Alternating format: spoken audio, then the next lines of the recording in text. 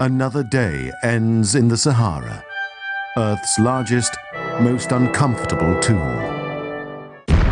This is the Onion News Network.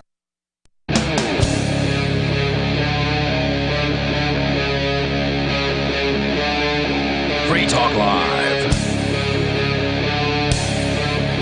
It is Free Talk Live. Welcome to the show.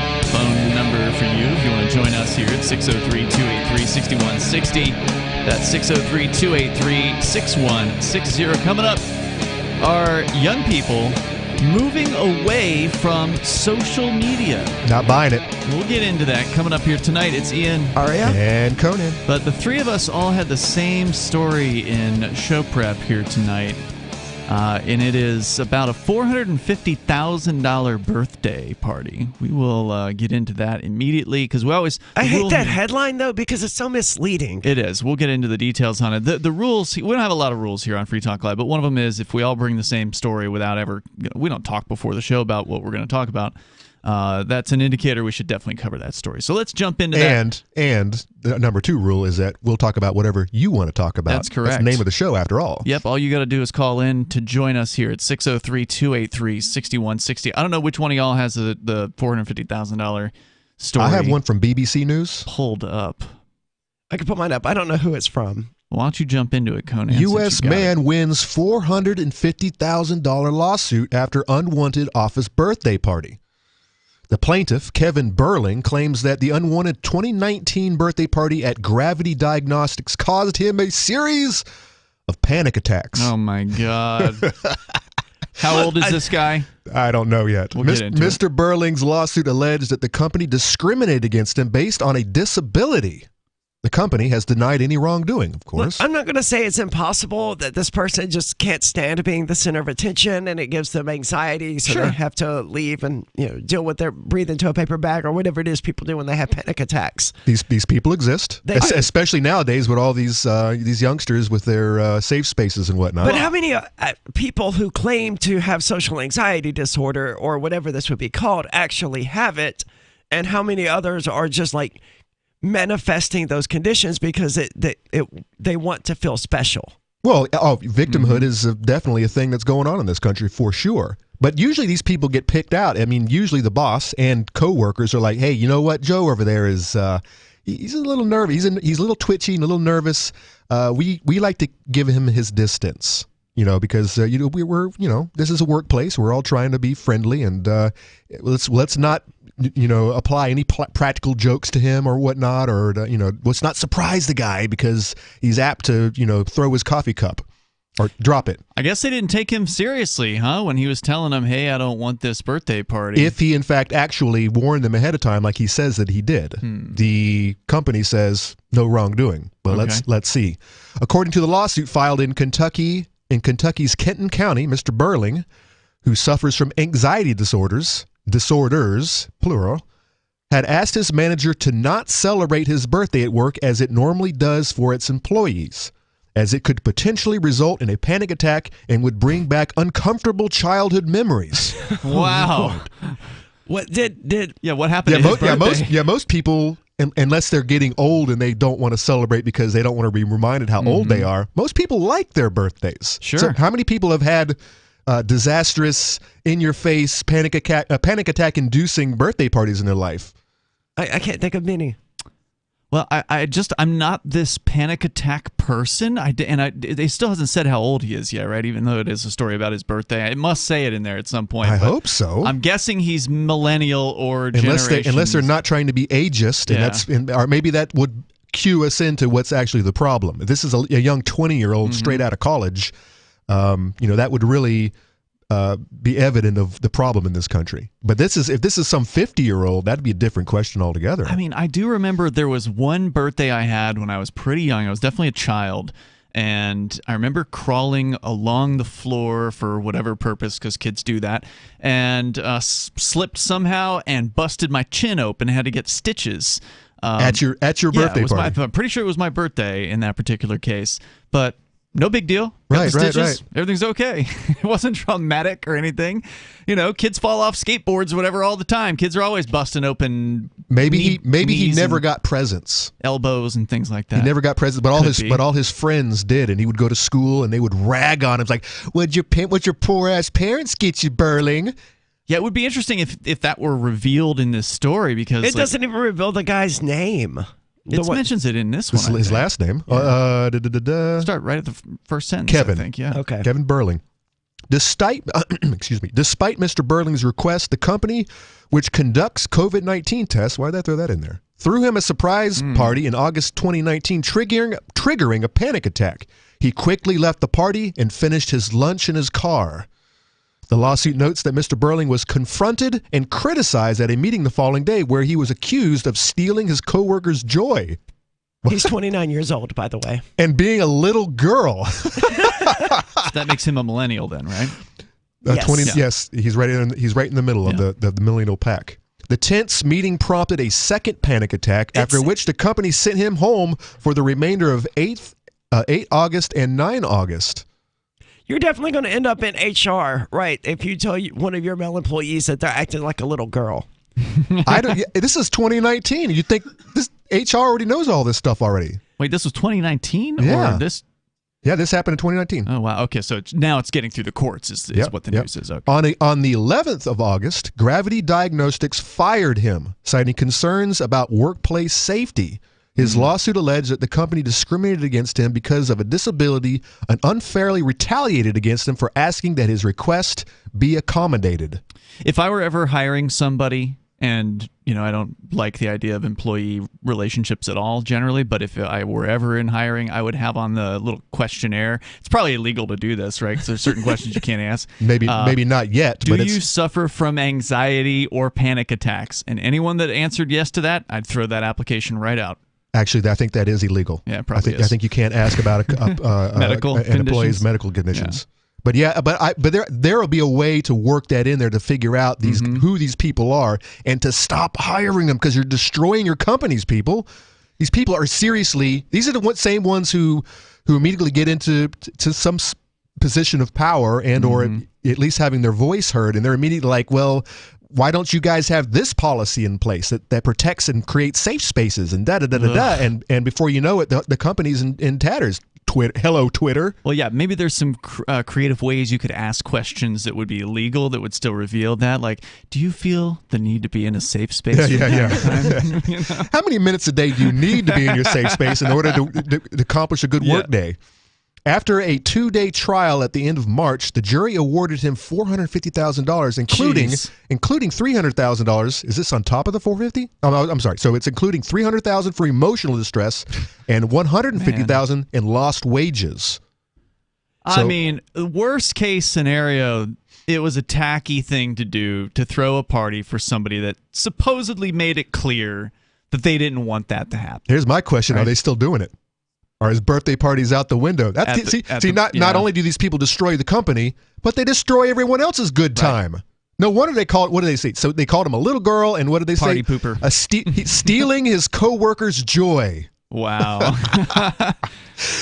Man. The BBC has contacted Gravity Diagnostics and the attorney representing the firm for comment on the outcome of the lawsuit. The company's chief operating office, Julie Brazil, told local news outlet Link NKY the Gravity Diagnostics stands by its decision to terminate Mr. Burling, whom she said violated a workplace violence policy.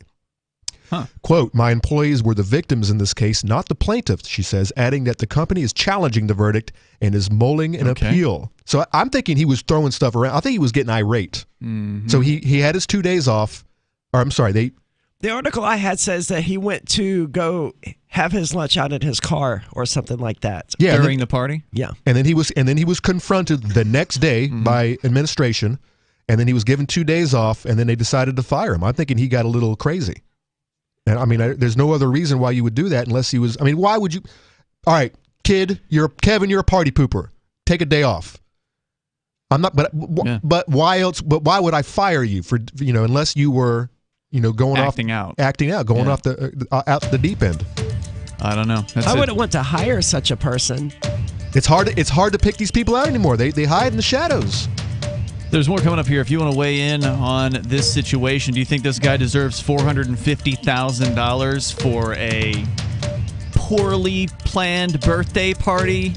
Something that probably shouldn't have happened, but really, is your anxiety attack worth $500,000?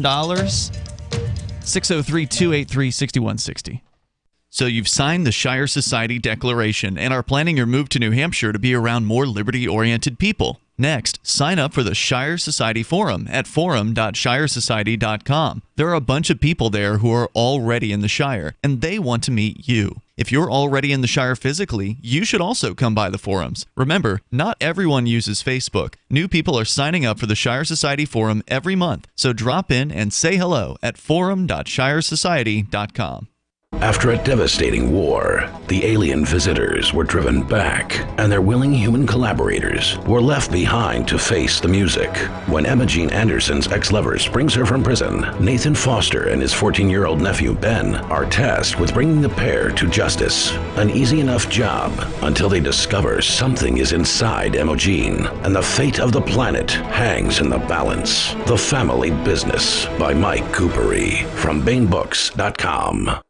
The new 4th edition of Healing Our World, The Compassion of Libertarianism, will take your understanding of liberty to a deeper level and has over 1,300 updated references, new cartoons, and a foreword by Dr. Ron Paul. With discounts for multiple book purchases, the 4th edition of Healing Our World is a great gift for the liberals, pragmatists, environmentalists, and Christians in your life who think libertarianism is cold-hearted. Get yours today at healing.freetalklive.com and use promo code FTL for a $5 discount.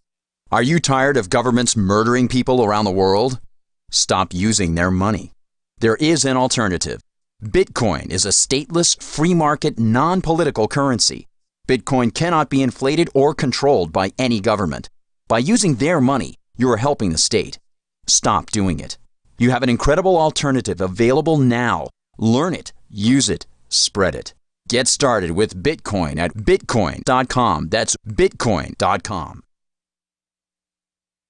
Free Talk Live. So when talking to a liberal, you have to be politically correct. But when talking to a conservative, you have to be patriotically correct.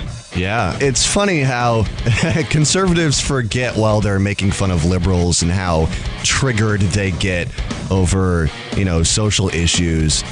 But if you don't stand up for the Pledge of Allegiance or the national anthem at a hockey game or something, you might get some glares. You might get some people really upset. I actually had somebody tell me when I was at the State House last week, you should really be standing during the pledge. No, I shouldn't. I don't pledge allegiance to things that don't, give some kind of reciprocal I'm a slave protection. To a piece of cloth. This is my stupid brain-dead life.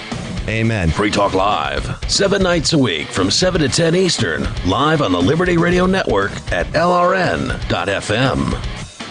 There are lots of ways to listen to Free Talk Live. Our podcast has been around since podcasts began, and now the FTL feed is loaded with content besides our full show archives. Did you know that we make it easy for you to customize your podcast subscriptions? We have different feeds, one that includes only our full shows, one with just the Daily Digest, and our main feed that includes everything. You decide what you listen to. It's quick and easy to customize your feeds at feeds.freetalklive.com. That's feeds.freetalklive.com.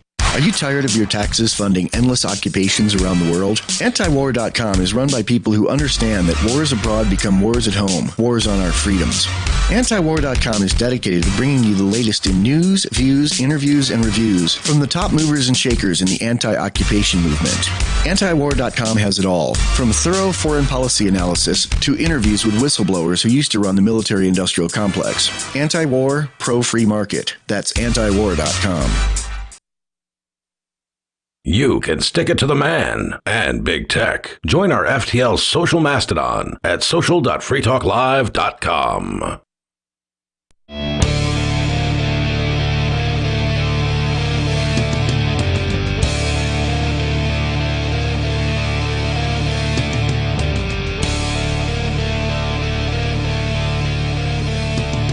It is Free Talk Live. You can join us here and bring in whatever you want at 603-283-6160. That's 603-283-6160.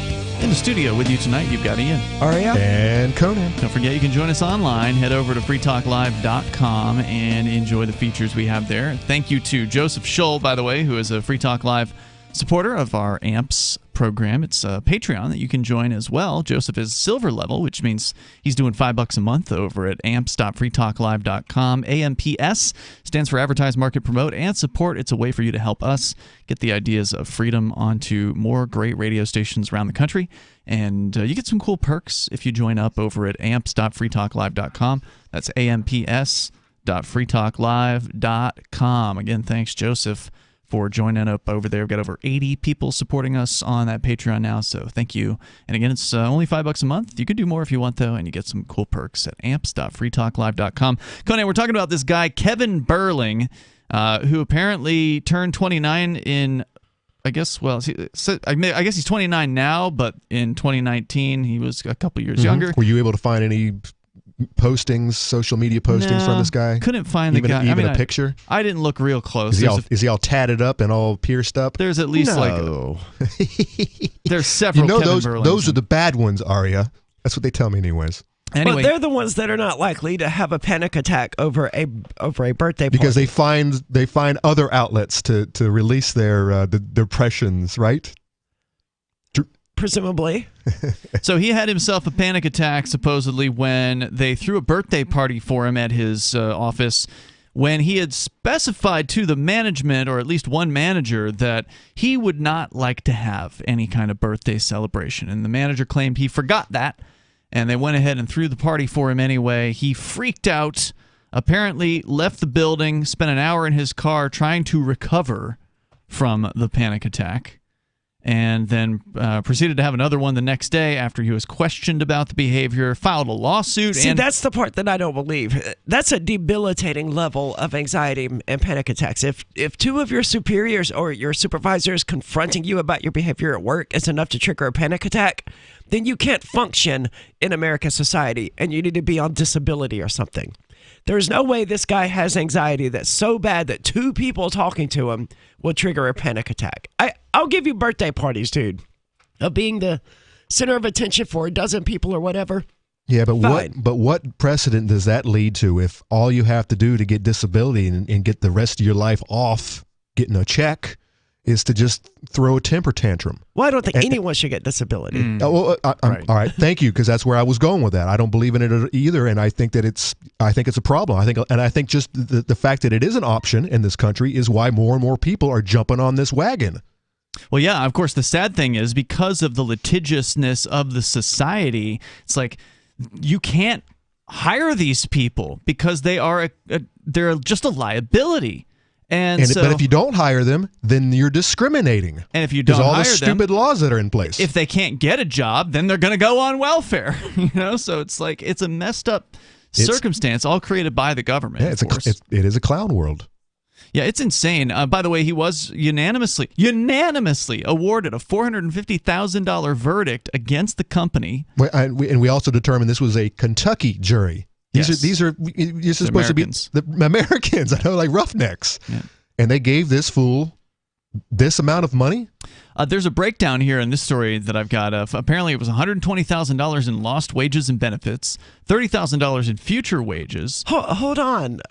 2 years. Yeah, it's not even 2 years, and he's making that much salary. What kind of job are we talking about? That's only like $60,000 a year, right? Sounded like a technical position. Gravity diagnostics. It sounds like a technical These job. panic attacks did not prevent him from getting a new job. And we don't know that. He might claim that. But even if he does, that's not the fault of the company. Sure. Of course so not. why did he get lost wages? $30,000 in future wages, and for, quote, past, present, and future mental pain and suffering, mental anguish, embarrassment, humiliation, mortification, and the loss of self-esteem, $300,000. Is anyone going to inform him that he did all of that to himself? Like, if he has no self-esteem, if he's mortified at his own behavior, then that's an issue he should be addressing. take some of this money and hire a therapist. You make a great point, Arya, and that is something that people just do not understand, that you are in control of how you feel. Yes. You are in control of how you respond to a circumstance.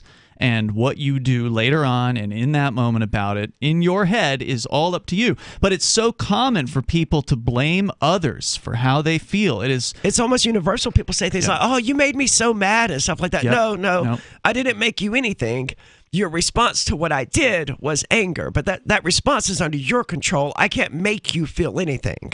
Well, it goes back to victimhood's the social structure that's been created, that you can do no wrong and it's always someone else's fault, whether it's your ancestors and or your neighbor and or Putin and or Trump. Everyone else is to blame and everyone else is the cause of your sorrows except you. Mm-hmm. And that's not how it works. That's not how this life works. I've heard it described as the locus of control, that you are essentially putting that outside of yourself. Locus as in a bug locus? That would be a locust. Okay, what'd you say? This is a locus, L-O-C-U-S. Like the Buddhist term, right? I don't know where it comes from. Or tantric, I guess, not Buddhist. But the idea being that it is yours. Now, you can pretend like it's outside of you, but it's ultimately you. You make these decisions. You're just not conscious of it.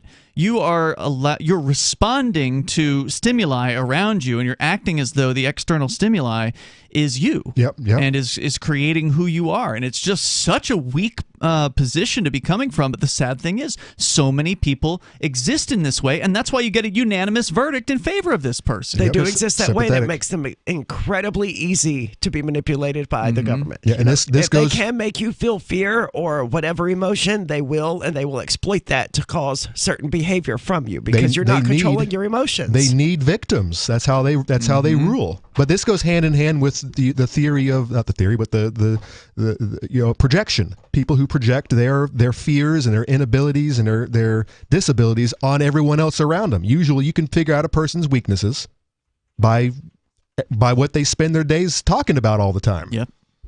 What laws do you want to pass? We need more roundabouts. We need more traffic lights. Or less guns and whatnot. These are usually the people who would probably use a gun if they had one. You talking about this guy? I'm talking about people who project their inabilities on the rest of the world around them. They mirror their own disabilities on everyone else, and it's sad that they're dragging us all down with them. Yep, really Mr. Burling's attorney, Tony Bulcher, no fun allowed, told the BBC that there was absolutely no evidence that he posed a threat, this is Kevin, Mr. Burling, a threat to anyone at Gravity that would warrant being fired. Quote, he had a panic attack, that is all. And because why can't they just fire you because they don't approve of your behavior while at work? Because now that's a medical disability, you're not allowed to do that. And because representatives from Gravity Diagnostics did not understand his panic response and were unnerved by his response, they assumed he was a threat, Mr. Butcher said, assuming that people with mental health issues are dangerous without any evidence of any violent behavior is discriminatory. The number here is 603-283-6160. That's 603-283-6160, and you should have a right to discriminate in a supposedly free country. Free Talk Live's video archives have been on Library for years. Library is an uncensorable, decentralized, blockchain-based media sharing protocol, and we're big fans of it here on Free Talk Live. In 2020, Library launched Odyssey, a video sharing website to compete with YouTube, and it's really taking off, now with over 1 million channels, many of whom are disaffected YouTube creators. During YouTube's crackdown for not towing the government line on COVID, the Free Talk Live YouTube channel started receiving strikes and could be completely taken down at any moment. Thankfully, Odyssey started offering live streaming, so we're now streaming live every night and posting our video archives permanently to Odyssey. You can watch live or anytime on our Odyssey channel by visiting video.freetalklive.com. If you want to go all in, download the desktop app at lbry.com, and then every video archive you watch, you'll help seed and keep it online forever. At minimum, we ask you visit video.freetalklive.com and follow us on Odyssey today. video.freetalklive.com. From Feature Story News in Washington, I'm Simon Marks. President Biden says the US will provide more weaponry for Ukraine, including artillery systems. He spoke after a nearly 90-minute virtual meeting with allies and partners to discuss the response to Russia's renewed assault on the east of the country. More sanctions against the Kremlin are also possible. Ukrainian forces have retreated from the eastern city of Kreminna after it became the first town seized by the Russians in the renewed offensive. Among those fighting alongside the Ukrainians, Malcolm Nance, a former US Navy intelligence officer and well-known military analyst in the United States. He has joined Ukraine's International Brigade. They really realized they didn't have enough people with combat experience. So what the call was to bring people with combat experience, land warfare experience, into the Ukrainian army. Ukrainian officials say they expect Russia's military offensive to continue overnight. On Monday, the Russians say they attacked more than 1,000 targets in the east of the country. In other news today, there was a deadly bombing at a school in the Afghan capital, Kabul. At least 6 people were killed and more than 20 injured. The attack took place in the west of the city, where Islamic State has previously launched terror strikes. Members of Parliament in Britain will vote later this week on whether Prime Minister Boris Johnson should be investigated for misleading the legislature over his participation in Downing Street parties that broke COVID-19 lockdown regulations.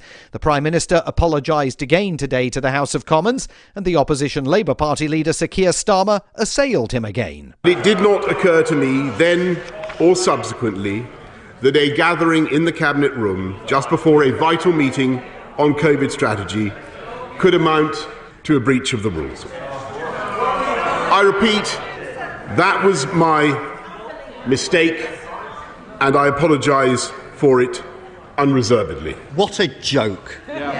Even now, as the latest mealy-mouthed apology stumbles out of one side of his mouth, a new set of deflections and distortions pour from the other. That vote will take place on Thursday. In the US, a face mask free-for-all on public transport after a federal judge on Monday struck down the Biden administration's mandate.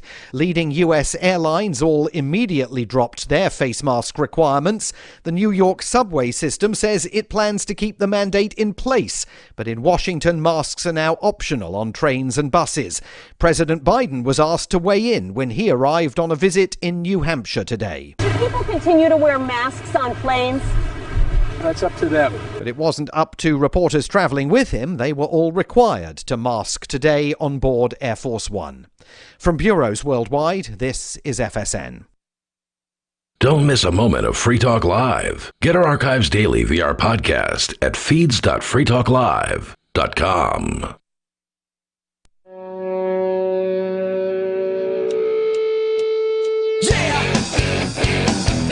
Yep, it is Free Talk Live, and the phones are open. If you want to join the show, you're invited.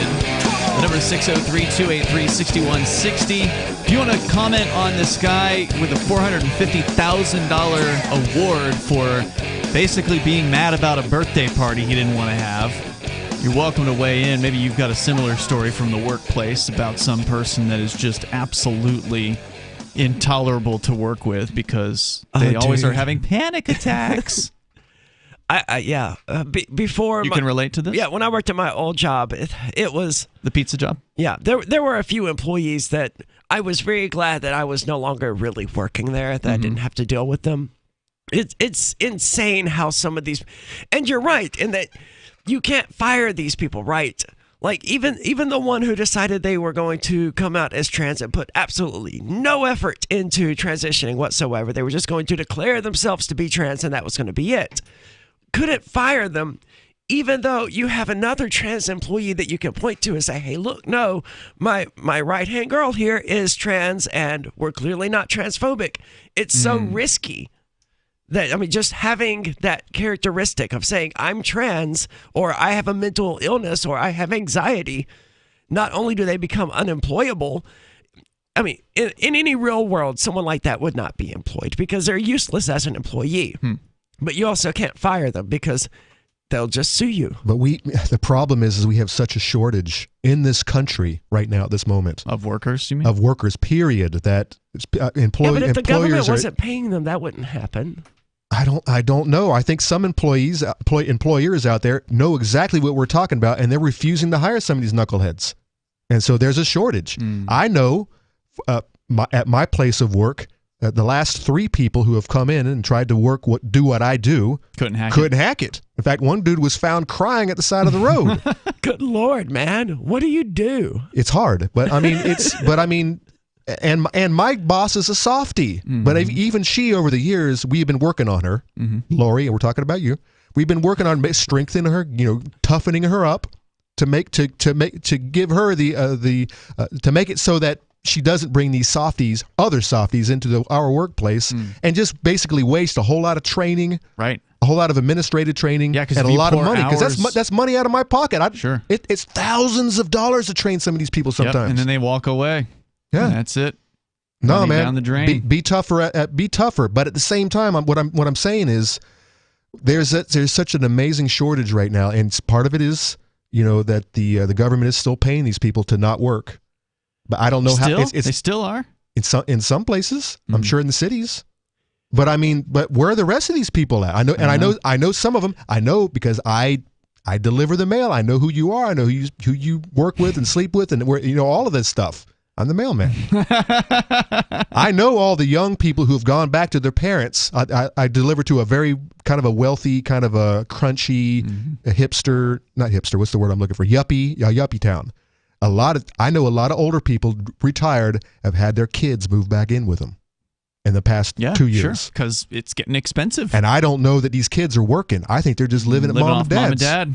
I think you're probably right. I mean, being trans, if I owned a business and I was hiring people, if a trans person came in there, I would be very unlikely to hire them. Just knowing what I do of how trans people are portrayed on social media and in media, I wouldn't want to risk my business hiring such a person. Job application question: do you consider yourself part of the collective?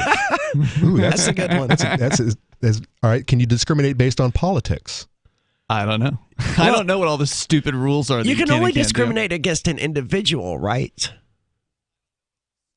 Well, isn't that the whole idea behind discrimination policies? Is that ultimately they're trying to discriminate against you because of what some group did? No, if you can't discriminate against race, then that's a whole group. You can't discriminate against an individual on the basis of race. So correct. Gender, yeah, it's about individuals. Race, gender, those are things you can't discriminate against. There's a few things. I don't remember what they all are, but yeah, those are included. So you're discriminating against them for not being an individual.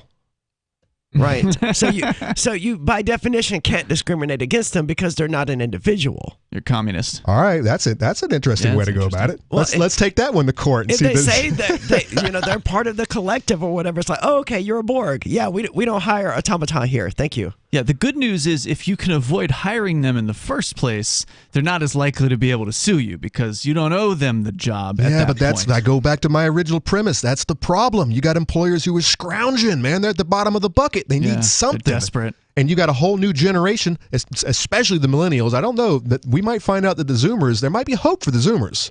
Yeah, you think the pendulum is swinging back towards responsibility for them? There is a pendulum. Okay. And this is what pendulums do. They do swing back and forth, and I think it might be going in that direction. It has to, and especially if you start getting into 80 years cycle, weak men create hard times. And you can only go so far down in the bottom of the bucket, and you're going to have to dig yourself back up again. There's going to be a golden age again. But there's going to be a good decade of pain and suffering, and I think that's exactly what we're in right now. And we're starting to feel it's starting to get crunchy. We got a caller on the line here. I think it is our co-host Mark Edge. Mark, are you there? Weak men create hard times.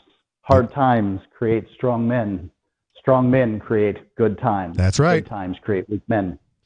This is absolutely a pattern that has held true throughout history for a very long time. And I love this story.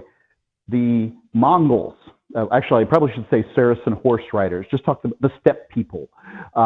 They conquered China multiple times, Chinese cities multiple times, and they would often last for a generation or two and then be driven out and their people killed and all that good stuff. And the reason is because they were, hardy steppe people, whereas their children were a bunch of silk-clad babies who never figured out what it was like to rule or anything like that. To fight for anything. Right. What they began doing is taking their kids. This is about the time of Genghis Khan. They began taking their kids and sending them out to the steppe to be raised, and then they would bring them back to rule.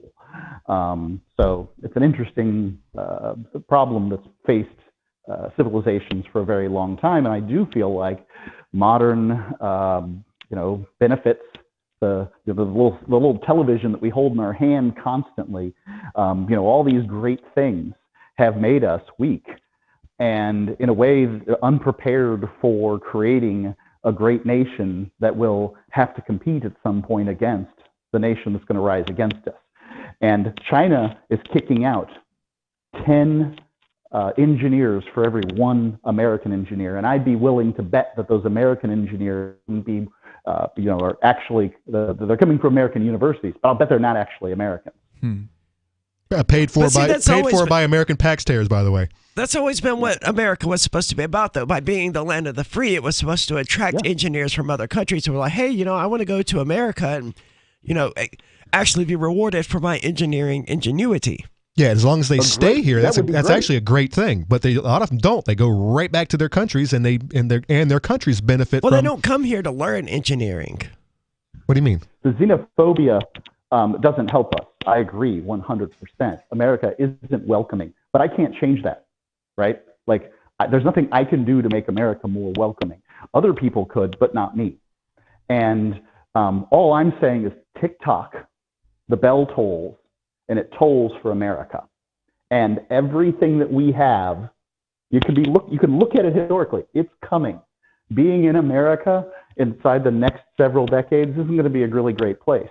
That wall that Trump wanted to build, it's going to be used to keep the Americans from trying to escape to south of the border. Sure. I think that's a narrow way of looking at things. I think the Chinese people, they probably have 10 phone salesmen for everyone in America, too. I think you're pointing to engineering. Do we need that many engineers? I mean, honestly, the more engineers you have, the better off you are. Not all engineers are the same. Greater rate.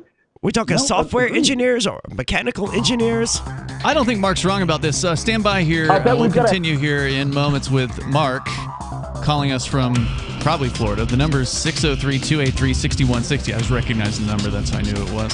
603-283-6160. America is definitely in this weak status, as you were describing, Conan, with the good times create weak men. America's been having good times for a long time. Oh, yeah.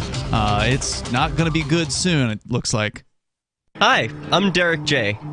To me, an activist's calling is to actively work to advance a cause. The cause for which I work is personal freedom. I believe my life is best when I engage in voluntary interactions and self-government. I reject the idea that anyone else has a higher claim to my life or my body than I do. I see people who call themselves the government as a threat to my personal freedom. I realize you may feel differently, but my relationship with the people who call themselves the government is completely involuntary. If Starbucks used some of its money to drop bombs, I wouldn't shop there. So why would I support the American empire? The empire does not require my consent. Derek J's Victimless Crime Spree. Watch it for free and order the Director's Cut DVD at victimlesscrimespree.com. That's victimlesscrimespree.com. Is oral health important to you? If you don't like your own teeth, fresh breath, or kissing people, then by all means stop listening. Several years ago, I met Jessica Armand, founder and CEO of My Magic Mud, and I became passionate about the product that she created and never want to live without it. It's clinically proven to whiten teeth, but I find it does much more. They want you to love My Magic Mud as much as I do, so they're giving you a money-back guarantee plus 20% off. Go to mymagicmud.com and use coupon code FTL20 at checkout. mymagicmud.com, FTL20. What if you want to hear the latest episode of Free Talk Live, but all you have is your phone, you forgot to download our archive, and you have no data connection? You can call our Listen line at 641-793-0191. That's a long-distance number, so you may incur charges. If not, listen as long as you want. 641-793-0191. The Free Talk Live Listen line, 641-793-0191. On Free Talk Live, we're bringing people to the ideas of liberty every day. From wrestling superstars like Glenn Jacobs. You guys really are having an impact, I believe. Like I said, a lot of where I am now is due to listening to Free Talk Live. You changed my mind on some very important issues years ago. To random people tuning in on the radio. I was kind of stuck in the left-right paradigm. I heard your show by chance on a Saturday night. From there, I went on, joined the Free State Project, and become an amplifier. So, I mean, that's really the reason why I amp is because I know that if it wasn't for you guys being on as many stations as you are, I never would have found the ideas of liberty. You can help more people hear the message of liberty by joining Free Talk Live's AMPS program on Patreon for as little as $5 a month. And you'll get access to special perks. Visit amps.freetalklive.com, amps.freetalklive.com. Tired of cancel culture? Sick of mega tech corporations holding an axe over your head? Join the LRN.FM Matrix chat server. It's self-hosted, so no one else can tell us what to do or say. Don't like the existing channels? You can make your own. You can even connect into some of our channels from other Matrix servers. It's federated. For the full LRN.FM Matrix experience, though, you should join our server via the step-by-step instructions at chat.lrn.fm. chat.lrn.fm. There are basically two types of advertising, direct response and branding. Radio's great for direct response with its low cost to listener ratio, but audio can't be beat for branding, which is a longer-term endeavor. You want to be the first thing that someone thinks of when they think about your product or service. If you have a local business that you want kept top of mind in your community, call the station. If you need national reach, Free Talk Live's got around 200 radio stations, millions of monthly listening sessions, can suit all budgets, and if we don't think we're right for you, we'll tell you. Email me, mark@freetalklive.com. We're still not sure why you'd want to watch, but our video feed is streaming nightly for free at cam.freetalklive.com. It is Free Talk Live. The phones are open. You can join us. The number is 603-283-6160. That's 603-283-6160. Here in the studio tonight, it's Ian, Aria, and Conan. And, of course, you can join us online anytime. Head over to social.freetalklive.com. Interact with other Free Talk Live listeners. Some of the hosts are there as well. It is a lot like Twitter, just without the evil mega corporation. It's our server. We run the software. Wait, we're the evil mega corporation? No. Unlike Twitter, the evil. Without. Our server does not have the evil mega corporation. It is run by us, controlled by us. And so you've got way more freedom to speak over at social.freetalklive.com. Again, social.freetalklive.com. We're talking about the good times create weak men thing. Conan, you brought it up. Mark's revealed the full thing. It's like a 4-part saying. And so the next phase is that weak men create hard times? No, is that what it is? Hard times create weak men. Weak men create hard times. No, hard times create strong men. Yeah, correct. Hard times. Right. That's where that's where we're going. Yeah. And it's probably going to be. It's going to have to be a combination of Generation X, Millennials, and Zoomers are going to pick up the slack. Just step up. It's going to be this, especially the Zoomers who have to pick up the slack. They're going to be the ones who are going to, and they're going to suffer the hardest too. By the way. I just don't agree, man. I think Mongols aside, there is a long, long tradition of generations saying, "Oh, the next generation is just crap." That's how it works, though. That is the way that it works. But it doesn't matter which generation you're talking about. Boomers said the same thing about Gen X. Gen X said it about Millennials. Millennials are saying it about Gen Z. No. Gen X never gets talked about. I don't think this is about generations. and Millennials don't talk about Gen Z. Come on. Millennials are too big, crying, wetting their diapers and crying in their lattes. I've got 3 Gen X people talking S about Millennials. Boomers, but no, you're right. Boomers complain about Millennials. Millennials and Boomers hate each other. They don't even know Xers and Zoomers exist. See, Gen X likes to pretend that they get ignored all the time. But here we have 3 Gen X people who are doing exactly the opposite. I don't know how this... I would agree that, the seniors always pick on the juniors always pick on the sophomores, and the sophomores always pick on the freshmen. And that there seems to be a particular relationship between the boomers and the millennials and the Xers and the Zoomers. And I think the reason is because those are their children, right? Like the boomers had the millennials and the Gen Xers had the Gen Z. I would agree with that. I would agree with that, I'm looking Mark. at a Gen Zer right now that is the fruit of my loins. And, frankly, I really worry about the world that's populated with those beings, right? Like at this point, it's just not figuring it out. In the old days, Mark, you were looking forward to that kid taking care of you in your old age. You think that's right? Do you think any of that's going to happen? Well, I'm working really hard to make hard times for that young man, just so that he has what it takes to move forward. At least I know the secret, right? This isn't a new idea to me. This has always been floating in the back of my head, and so I was a little hard on my kid. Unlike her friends who had Easy Street all the way she's a Zoomer. Mm-hmm. Her friends had Easy Street, and I was always hard on the kid. I had her out there doing chores and working, and when she messed up, I spanked her once and realized it didn't work. So I tried other things like PT, which is physical training, jumping jacks and running around the block and whatnot. I think she's holding a grudge against me right now because of all that. Didn't she run away and go join a commune in Vermont? She's off doing something in Vermont with the hippies. And she won't talk to me. But wait, I don't understand how this became a conversation about generations. The reality is hard times are going to affect everyone sucking air in this plot of land. Yeah, but who's responsible for creating the hard times? But some generations are going to suffer harder than others. The boomers, they're just not going to. The boomers aren't going to have retirement homes because they won't exist by the time they're finally able to go that route. But they're going to live all right. They got all the money. They got the pensions. The pensions still exist. Zoomers, we're not going to get no pensions, no Social Security, and it's going to be even worse for the Zoomers.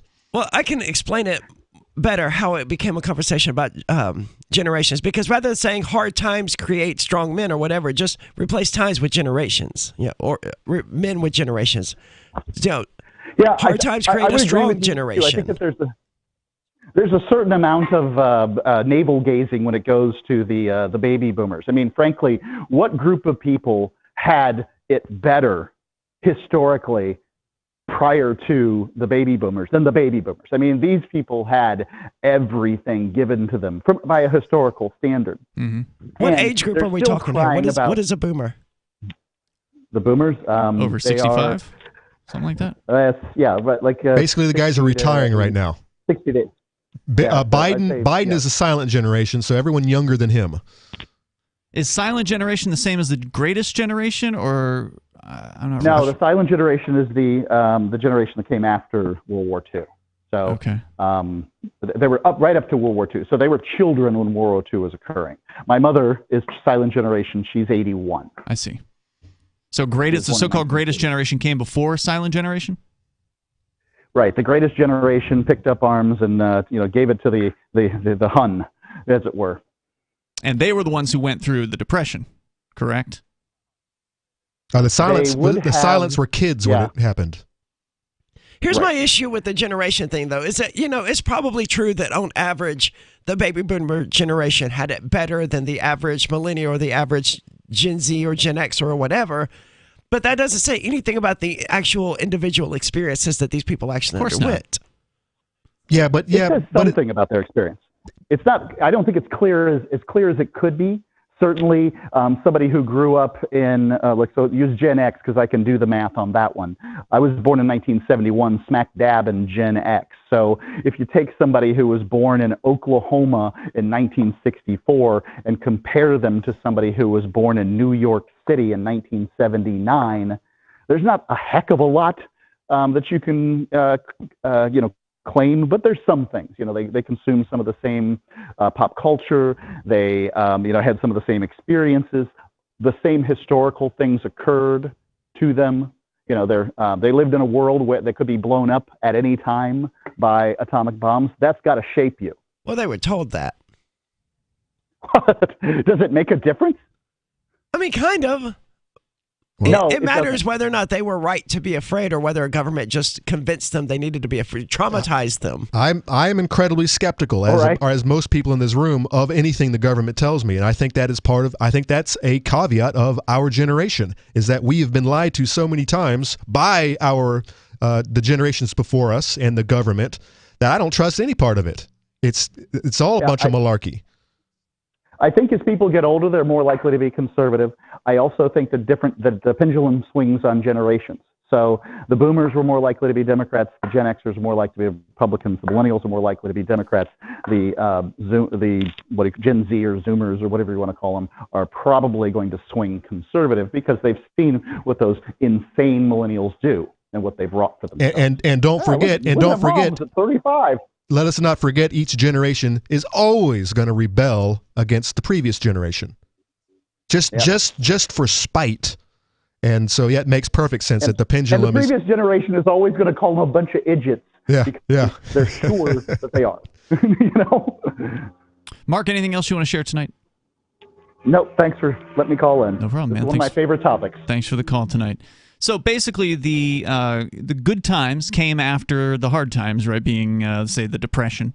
And so the boomers were raised in the good times. Mm-hmm. Boomers began to create the crappy times that are now upon us. But also now, wouldn't Gen X also be getting into the seats of power? I mean, still, it's probably mostly boomers because they're older. Yeah, that's what's gonna help us bring us back out of this. Is you're gonna have a bunch of us skeptics, us government haters, who are going to get into seats of power and are going to start making decisions on behalf of culture and the society. Can we start talking about how we do allow, the oldest people to run the world, basically? I mean... Oh, that's a whole other conversation. Yeah, it sucks. But it's worth talking about, right? The people who are going to die the soonest get to make decisions that are going to affect everyone. Biden is going to be dead before the actual...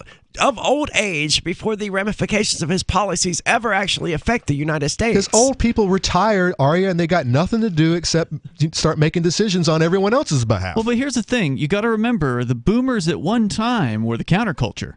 Remember in 1969? And then they changed everything. They became the man. And they became the yuppies. They became the man that they hated at one time. So I don't know if I believe you, Conan, that Gen X is all of a sudden going to stay true to some kind of principle.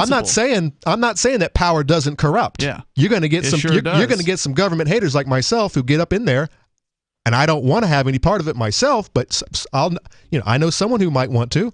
And yeah, it could be a couple good years of golden times, of golden years, and then power corrupts. Be great. And then power corrupts. But you know what? That's part of the pendulum swing. It has to, because that's human.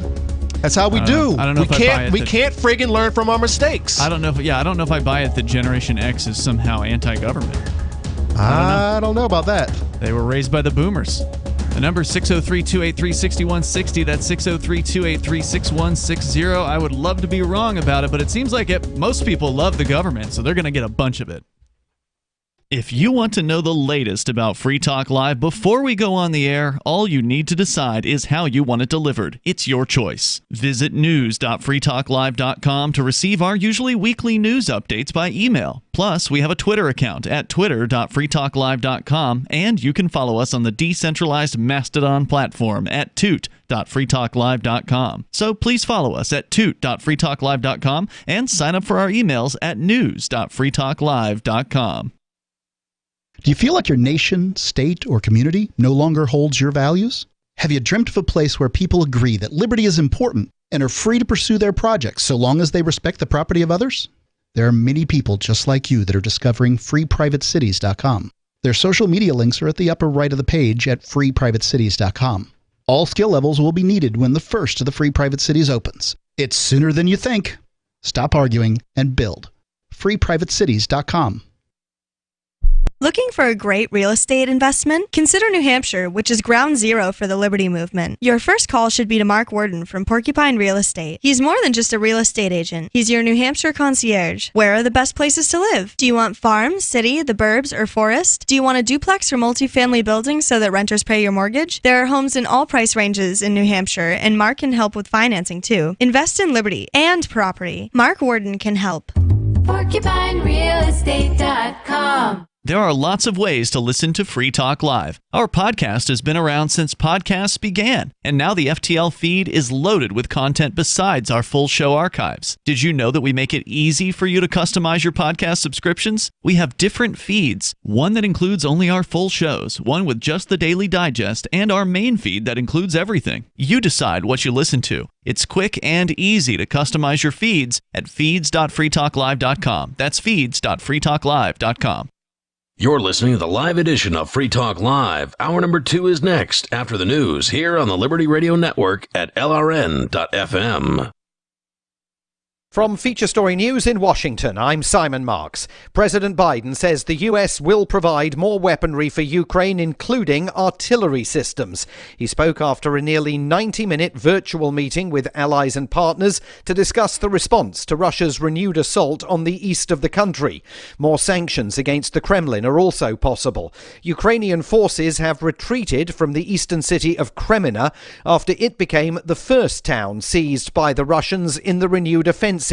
Among those fighting alongside the Ukrainians, Malcolm Nance, a former U.S. Navy intelligence officer and well-known military analyst in the United States. He has joined Ukraine's International Brigade. They really realized they didn't have enough people with combat experience. So what the call was to bring people with combat experience, land warfare experience, into the Ukrainian army. Ukrainian officials say they expect Russia's military offensive to continue overnight. On Monday, the Russians say they attacked more than 1,000 targets in the east of the country.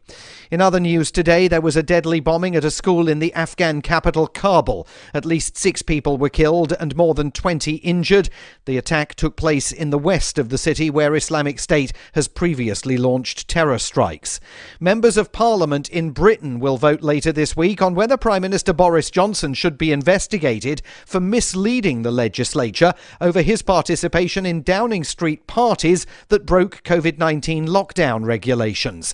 The Prime Minister apologised again today to the House of Commons, and the opposition Labour Party leader Sir Keir Starmer assailed him again. It did not occur to me then or subsequently that a gathering in the Cabinet room just before a vital meeting on COVID strategy could amount to a breach of the rules. I repeat, that was my mistake, and I apologise for it unreservedly. What a joke. Even now, as the latest mealy-mouthed apology stumbles out of one side of his mouth, a new set of deflections and distortions pour from the other. That vote will take place on Thursday. In the US, a face mask free-for-all on public transport after a federal judge on Monday struck down the Biden administration's mandate. Leading US airlines all immediately dropped their face mask requirements. The New York subway system says it plans to keep the mandate in place, but in Washington, masks are now optional on trains and buses. President Biden was asked to weigh in when he arrived on a visit in New Hampshire today. Do people continue to wear masks on planes? That's up to them. But it wasn't up to reporters travelling with him. They were all required to mask today on board Air Force One. From bureaus worldwide, this is FSN. With FSN Spotlight, I'm Daniel Marks. French eyes on Wednesday will be on the only televised debate between President Emmanuel Macron and his challenger in the second round of the French election's far-right leader, Marine Le Pen. Macron is currently 10 points ahead of Le Pen in the latest opinion polls, but the debate will be crucial in helping undecided voters make up their minds. Reporter Peter Allen in Paris says for both candidates, it's a make-or-break event. It's a chance for Emmanuel Macron, a slick former civil servant, merchant banker, very, very assured of himself, 5 years head of state, against Marine Le Pen, who is still relatively inexperienced. She was pretty much humiliated in the same debate 5 years ago, and she admitted at the time that she was made to look pretty stupid, but she said she spent the last 5 years swatting away on macroeconomics and trying to work out what it all means and working out some kind of economic policy. Of course, we can expect her to push her agenda focused on immigration. Earlier this week, President Macron was given some fresh ammunition in the form of embezzlement claims lodged against his opponent by the European Union's anti-fraud office. President Macron is sure to try and use that issue during the debate to his advantage. With FSN Spotlight, I'm Daniel Marks. The main news again, President Biden says the US and its allies will provide more weaponry for Ukraine, including artillery systems, in response to Russia's renewed onslaught on eastern Ukraine. British parliamentarians will vote on Thursday to decide whether Prime Minister Boris Johnson should be investigated for illegal Downing Street parties that breached COVID-19 lockdown rules. And there was a deadly bombing at a school in the Afghan capital Kabul. At least 6 people were killed. There's more from us on Twitter at Feature Story. And that is the latest Feature Story news. Simon Marks reporting. As Sao Paulo struggled to dig out after last week's devastating earthquake, I'm just praying. I'm just praying and helping. One group was left with no one to care for them. There is nowhere for these homeless dogs to go. There is no food to give them. There is no clean water. These dogs are going to starve to death. I have to do the humane thing. I have to put these dogs down. O'Brady Shaw is the only journalist compassionate enough to do what has to be done. Put down 50 or 60 dogs today. I didn't want to. Let me help you! But their fate would have been much worse if I hadn't done it. It's better this way. O'Brady Shaw goes where other reporters won't and does the jobs other reporters can't. I'm so sorry. I'm so sorry. Gut Check with O'Brady Shaw. Live from Sao Paulo. Tomorrow night, only on the Onion News Network.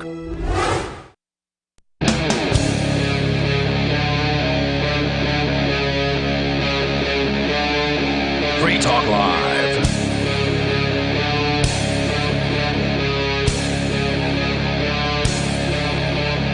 It is Free Talk Live. The phones are open. You can join us here, kicking off the second hour of the show. The number is 603-283-6160. That's 603-283-6160. Here in the studio tonight, you've got Ian, Aria, and Conan. It's worth mentioning here that apparently it was 29 years ago to this day that the federal government murdered about 76 people. Yeah. Many of them children. Dozens of them children in Waco, Texas. A story that most people don't know and or even heard about. Yeah, I imagine the Zoomers have no idea that this happened. They do. Because Netflix had a special about it. Who had a special? Netflix. Really? What was their conclusion? It was a miniseries for it was traumatized. Yeah. So, I mean, if you paid attention, they were fair to both sides. Were they? Well, yes. But if you paid attention, they criticized the federal government more than anything. Well, that's reassuring. I mean, they did point out that, the Davidians, that was the religious group that was at Waco, weren't actually threatening anyone. They didn't actually do anything illegal or immoral or, shady even. They were just there. Besides for them having weapons, what was the premise for them going in there again? It was, I believe, about children.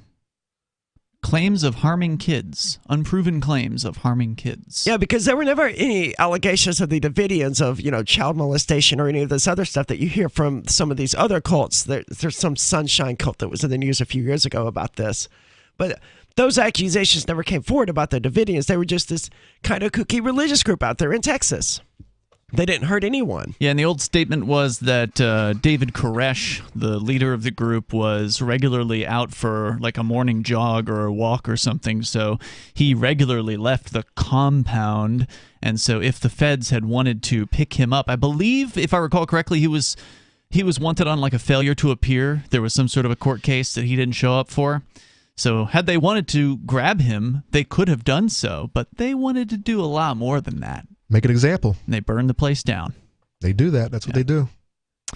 So, in other news, we got lots of stuff to talk about here tonight. Still to come, we got an update on Shanghai. Conan, you've got a story about that tonight. Plus, our Zoomers, since we were talking about generational differences, are the Gen Z folks walking away from social media in significant numbers? We will talk about that. That just doesn't seem... Conan is skeptical. That doesn't seem likely to me. But first, we're going all the way to the future, where Nick is calling from tomorrow morning. It's Thailand. He's calling from Thailand. Good morning, Nick. You're on Free Talk Live. Hey, good morning. And, hey. Second time calling in. Love the show. Thanks. Like all of the hosts, pretty much. To the point where I'd really like to be in the AMPS program. Okay. But I really hate Patreon. They're kind of like GoFundMe, where Yeah. I've heard a lot of horror stories about them screwing over people that don't believe, the narrative. So I was curious if you guys ever looked into Subscribestar. I've heard of them. Isn't that the blogging site? No, it's basically the alternative. It is what Give, Send, Go is to GoFundMe. Oh, okay. It is to Patreon. So it's the same thing where you can, set it up so you can donate $1, $5, $10, whatever. Mm-hmm. If you guys get on that, I'm willing to become a gold member. Well, you can join the AMPS program with cryptocurrency as well. I mean, you don't No, necessarily. you really can't, because I can't accept cryptocurrency, and we don't have any direct way of doing that. So unfortunately, And that's one of the things I disagree with Free Talk Live with. I'm not a crypto fan. Sure. I very much differ with that, so I don't own any cryptocurrency, but I'd be happy to, subscribe to AMPS through Subscribestar if you guys were able to link that up. I mean, none of these platforms are perfect, right? You mentioned Give, Send, Go, which is something that I just became aware of recently because Angie Gordon, who's frequently on the show here with us, launched a campaign there for Jay Noon, who's also frequently on the show with us because he's battling the DYCF at the moment. I was surprised to find that she was using it given their religious ideals. I mean, they are a hardcore Christian website, and they specify that it's Christian donations to Christian families and stuff like that. So it's not like an alternative to GoFundMe. It's like Mingle is to Match.com. It's a Christian version of GoFundMe, not necessarily an alternative. But there's also things like Sciatica.io, which is the same thing for Muslims. There are a bunch of these platforms. Sciatica, I thought that was like a back problem. Or a skin problem. Something. It's not sciatica. That's very close. I don't. It's a Muslim word. Okay. All right, you're discriminating. You're not allowed to ask our mental and physical problems. Yeah, I'll take a look at it, Nick. See if it's worth doing. Again, I don't know. I mean, I know that Give, Send, Go or whatever is very Christian oriented. To my knowledge, Subscribestar doesn't have any of that, and I know that I currently donate to like 3 or 4 different YouTube or content creators that were kicked off of Patreon that Subscribestar is welcomed in, and it basically runs the same, because I used to be on Patreon as well. So like I said, when they start kicking off the people that I liked, I vowed I'll never give them my money again. So if you guys switch over to Subscribestar, it's 2 clicks of a button, and I'll get you, the gold membership at $10 a month or whatever. The word I was looking for is Sciatica, not sciatica. And what is that? It's an Ummah crowdfunding thing, a faith-inspired Muslim. It's a Muslim GoFundMe. Nick, boots on the ground report. How's Thailand these days? They're very much into the masks. I walk around getting a bunch of elbows from my wife for not putting one on. People look at me funny, but is she a native? Yeah. She's from here. That's why we're here. But yeah, it's close to normal. But again, they still refuse to let go of the mask stuff.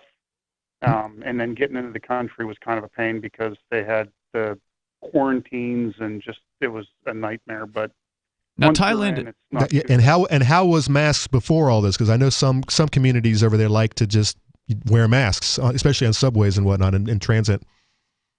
You would see some like that. I used to live here full time live here about 10 years ago, and you would see some people, but it wasn't that prevalent. Right. Yeah, it really didn't kick in until the COVID stuff happened. Usually in Asian countries, as I understand it, and I did visit Tokyo in 2018, it was probably 1 out of 20 or 1 out of 30 people. It wasn't very common, but it's usually the people who are sick at the time. Which makes sense. They would go ahead and put a mask on.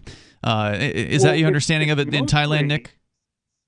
It's mostly Hong Kong and China, because in those areas there's a ton of pollution. Yep. So people wear it for that reason.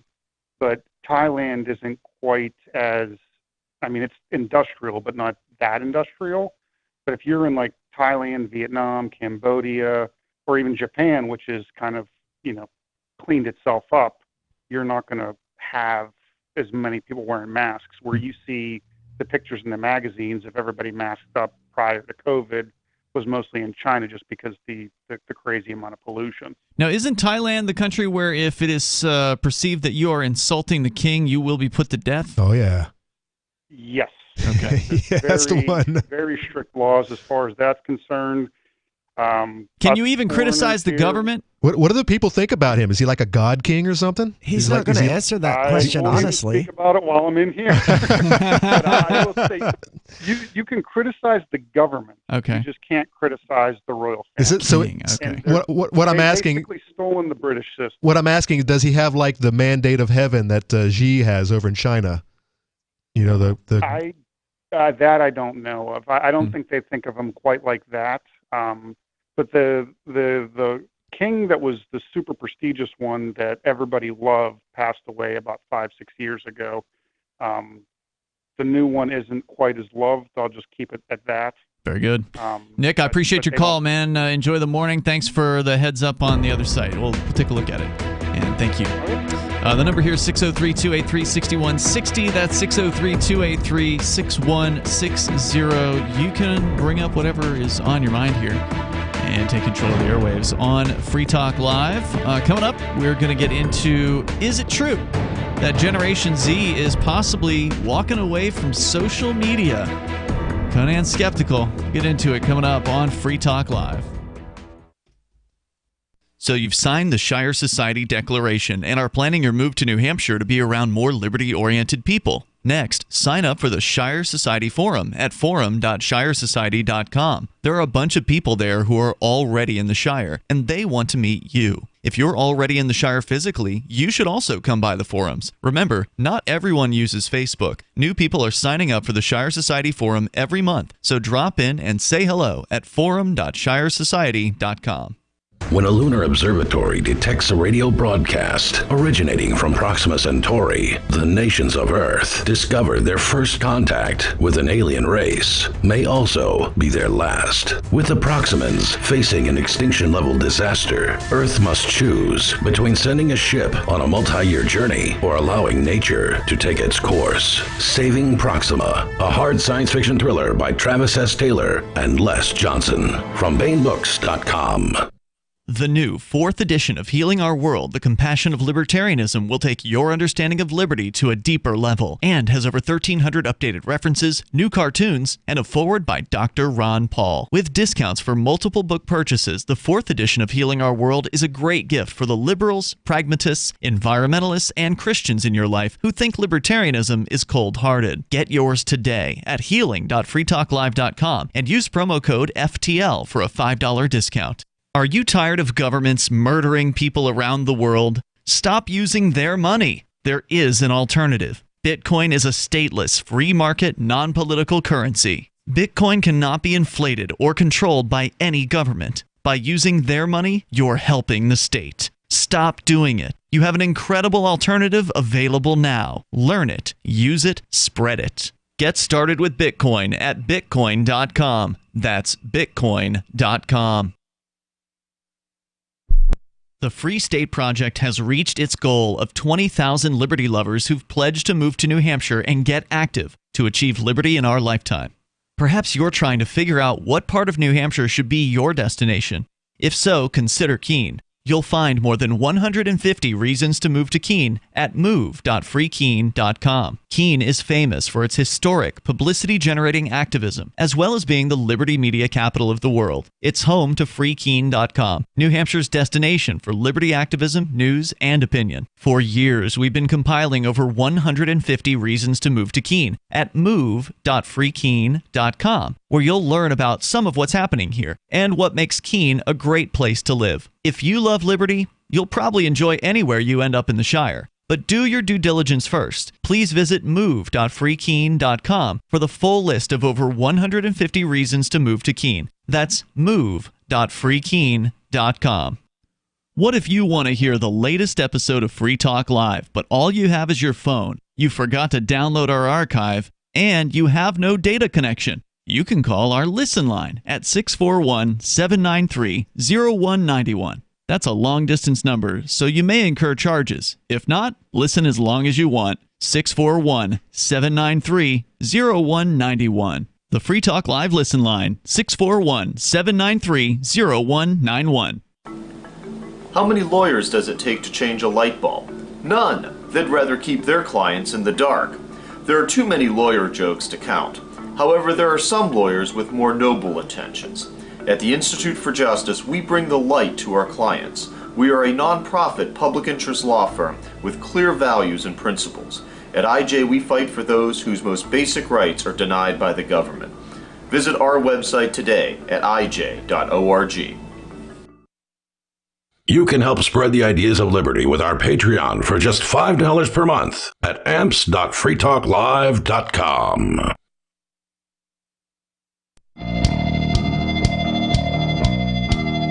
It is Free Talk Live. Phones are open. You can join us here. 603-283-6160. That's 603-283-6160. We're going to be talking about social media and Generation Z. Are the youngsters starting to walk away from their addictions?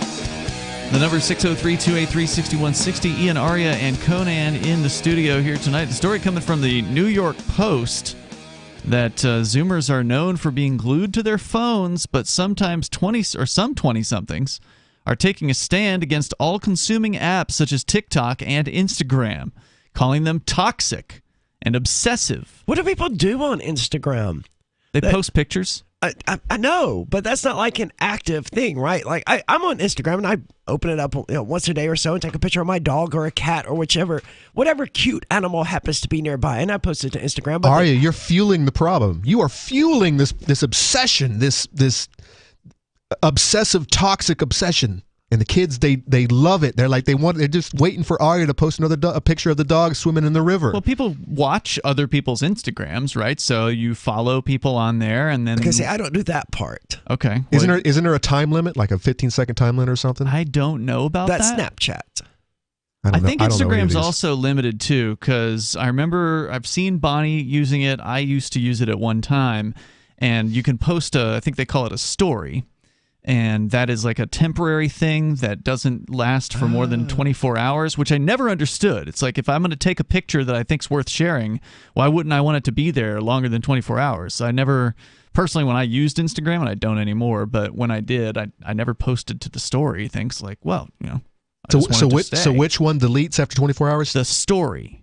This is Instagram. Yeah, but you can post more than one of these at a time, but they're all short. So I don't know if it's 15 seconds or 30 or what, but you can do it in multiple parts. So if you've got a long thing to say or whatever, you can post 10 of them and get the whole thing that you have to say out. But then it disappears. So your followers, if they're not on it every single day, they miss what you were trying to share with them. Exactly, which means you have to be on every single day or you'll miss something. That's how they get you. Then I'm not feeding into the problem because I don't do that nonsense. If I post a video or a picture, it's there until they delete it or I delete it. Right. So, all right, so we have three of these knuckleheads. You got Snapchat, Instagram, and now we have TikTok. China-owned TikTok. I hate to tell you this, but there's 4 of these. Facebook also has stories now. YouTube has shorts. They do, but those are permanent, aren't they? Yes. Well, they're permanent on TikTok, too. So YouTube's shorts is to compete with TikTok. Yeah. No, but I hit it. I hit it right on the head. You have to stay on update. Yeah. You have to follow everyone, and you have to be there. If you're not there every day, looking and scrolling, you might miss something. So they got the fear of missing out. That's what's drawing people there every day obsessively. So according to this article, though, some of these kids are waking up, which I find comforting. That's what they're saying here. The young people say they're regaining control of their time by stepping away from the scroll. And the anti-app wave seems to be catching on. New research reveals that Instagram is losing its grip on the next generation. According to a recent survey commissioned by investment bank Piper Sandler, only 22% of respondents between the ages of 7 and 22 named Meta's popular photo-sharing platform as their favorite app, down from 31%. You caught that too. Yes, I did. Arya's eyes have just about rolled out of her head just now. Meta. No, it's something completely different. Maybe. What got my attention? 7-year-olds, 7 to 21-year-olds is what you said, right? 7 to 22, yeah. Arya, don't you know that when you get your 1-year-old's fingers painted, multicolored, and her ears pierced too, by the way, you also create her a new Facebook account. I know people who do that sort of thing, but that's not the 1-year-old isn't using Facebook or Instagram or whatever. Their parents are. Yeah, so why does she need a Facebook account then? Why is a 7-year-old on Instagram? Because she or he or what would be bored without it.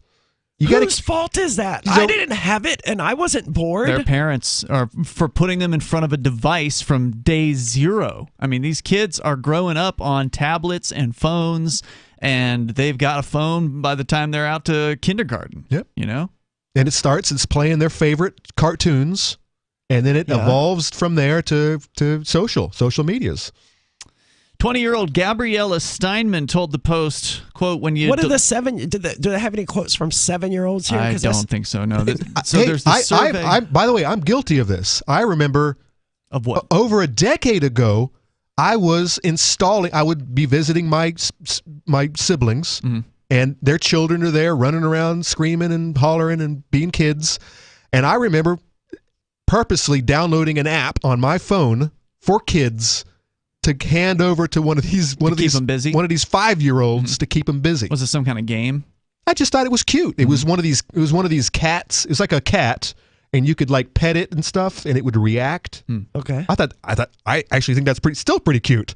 But yeah, I said, hey, check this silly cat out, and the kids loved it. Sure. But you didn't do this to like your own daughter. No, her phone was taken from her. See, that's different because I would spoil. It's like a grandparent spoiling their grandchild, right? But that's not how they raise their own children. My kid had a burner phone for special emergencies, and she would routinely run the minutes out. Oh. And I'm like, this is not for your enjoyment. This is an emergency phone. What do you mean the minutes are dead? I tried to call you in the all right, whatever. 20-year-old Gabriella Steinman told the Post, quote, when you delete it, you realize you don't need it, unquote. The economics major dumped both Instagram and TikTok back in 2019 and said the relief she felt after unplugging was almost immediate. She said, when I was posting, I wanted the best photo that I took and the best angle, and I had 20 different photos of the same thing. I was comparing myself to myself. It's not a fun game. Well, there's nothing necessarily wrong with that. That's how you're supposed to take pictures, right? You're supposed to take 15, 20, and then keep the best ones. Do you need to be taking a picture of yourself every damn day and posting it online? No, certainly not. That's what these people are doing. And don't forget filters. Sure. Dude, don't even get me started. All the latest filters that make you look like a Disney princess, an unreal and Disney that's before princess. they even get into Photoshop, man. Do they do? Do these people know how to use Photoshop? They do photo editing, not Photoshop per se, but there's programs on the phone. It's auto stuff. I don't think any of these kids know how to use Photoshop. No, there's like it's not Photoshop, but there's actual touch-up programs on the phone. Oh yeah, I know. I agree. Quote, I would say it's an obsessive behavior and it's toxic, but it's also sneaky in that when you do it, it seems so normal, she said. According to a report in the Wall Street Journal last year, Facebook found that Instagram is harmful to teen girls and exacerbates body image issues, anxiety, and depression, but downplayed the significance of those internal studies. Penn State senior Pat Hamrick also ditched Instagram and Facebook 2 years ago when he felt himself getting caught up in comparisons. So Pat's a male. He said that social media, quote, had me subconsciously comparing myself to others, and it really ate at me. I was asking myself, am I doing the right things? Am I having the right kind of fun? Unquote. I think a certain amount of comparison swapping is important for your own individual growth. You know, if you live in a bubble and you don't see what's really out there, you might not know to strive to be a better person. But it's gone to a whole new level where especially with the filters and the touch-ups, where now you're trying to achieve something that isn't even real. Possible. It's not real. But you are right, though. You need at least 2 athletes to be able to determine that one of them is a good athlete. Yeah, exactly. So competition is important. There is more coming up here. And healthy. Well, it's also inevitable. I mean, you can't avoid it. The number is 603-283-6160. What's your experience with leaving social media? This is Michael Dean from the Freedom Fiends. I've run websites since 1996 and have used over a dozen web hosts in that time. AgristHosting.com is the only one that hasn't broken my heart. Agrist Hosting's uptime and service is stellar. and their DDoS mitigation is the best I've seen. That's important because if you tell the truth in this world, you'll ruffle feathers. And some people will try dirty tricks to silence your voice. No matter what the haters hit us with, Agorist Hosting keeps our websites online. If you have a mission-critical commercial presence or a world-changing activism site, you cannot tolerate any skullduggery. So go with agoristhosting.com. Have a WordPress or blog site, but you're not satisfied with performance or uptime? Or just want raw hosting? Want to pay with Bitcoin? Agorist Hosting specializes in high-performance hosting with personalized service. Go to agoristhosting.com and click on the button that says Get Hosted. That's agoristhosting.com. From Feature Story News in Washington, I'm Simon Marks. President Biden says the U.S. will provide more weaponry for Ukraine, including artillery systems. He spoke after a nearly 90-minute virtual meeting with allies and partners to discuss the response to Russia's renewed assault on the east of the country. More sanctions against the Kremlin are also possible.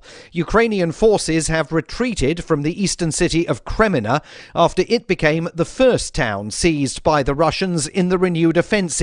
Among those fighting alongside the Ukrainians, Malcolm Nance, a former U.S. Navy intelligence officer and well-known military analyst in the United States. He has joined Ukraine's International Brigade. They really realized they didn't have enough people with combat experience. So what the call was to bring people with combat experience, land warfare experience, into the Ukrainian army. Ukrainian officials say they expect Russia's military offensive to continue overnight. On Monday, the Russians say they attacked more than 1,000 targets in the east of the country. In other news today, there was a deadly bombing at a school in the Afghan capital, Kabul. At least 6 people were killed and more than 20 injured. The attack took place in the west of the city, where Islamic State has previously launched terror strikes.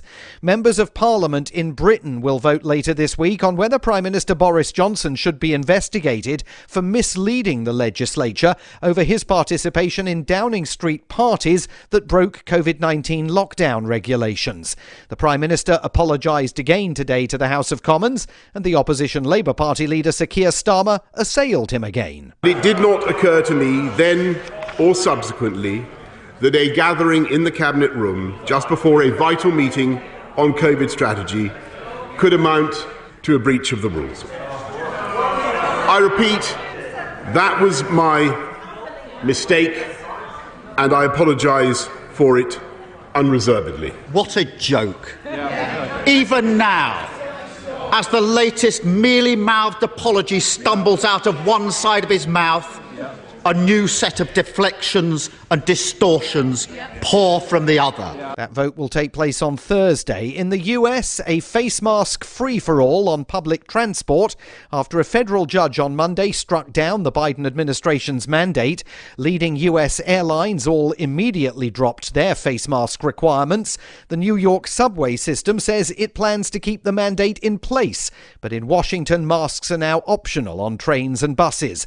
President Biden was asked to weigh in when he arrived on a visit in New Hampshire today. Do people continue to wear masks on planes? That's up to them. But it wasn't up to reporters travelling with him. They were all required to mask today on board Air Force One.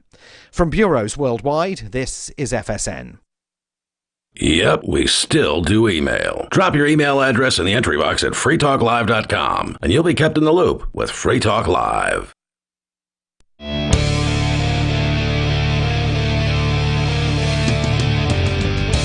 It's Free Talk Live. The phone's open. You can join us here at 603-283-6160. Ian, Aria, Conan in the studio tonight. Free Talk Live is brought to you by Bitcoin.com.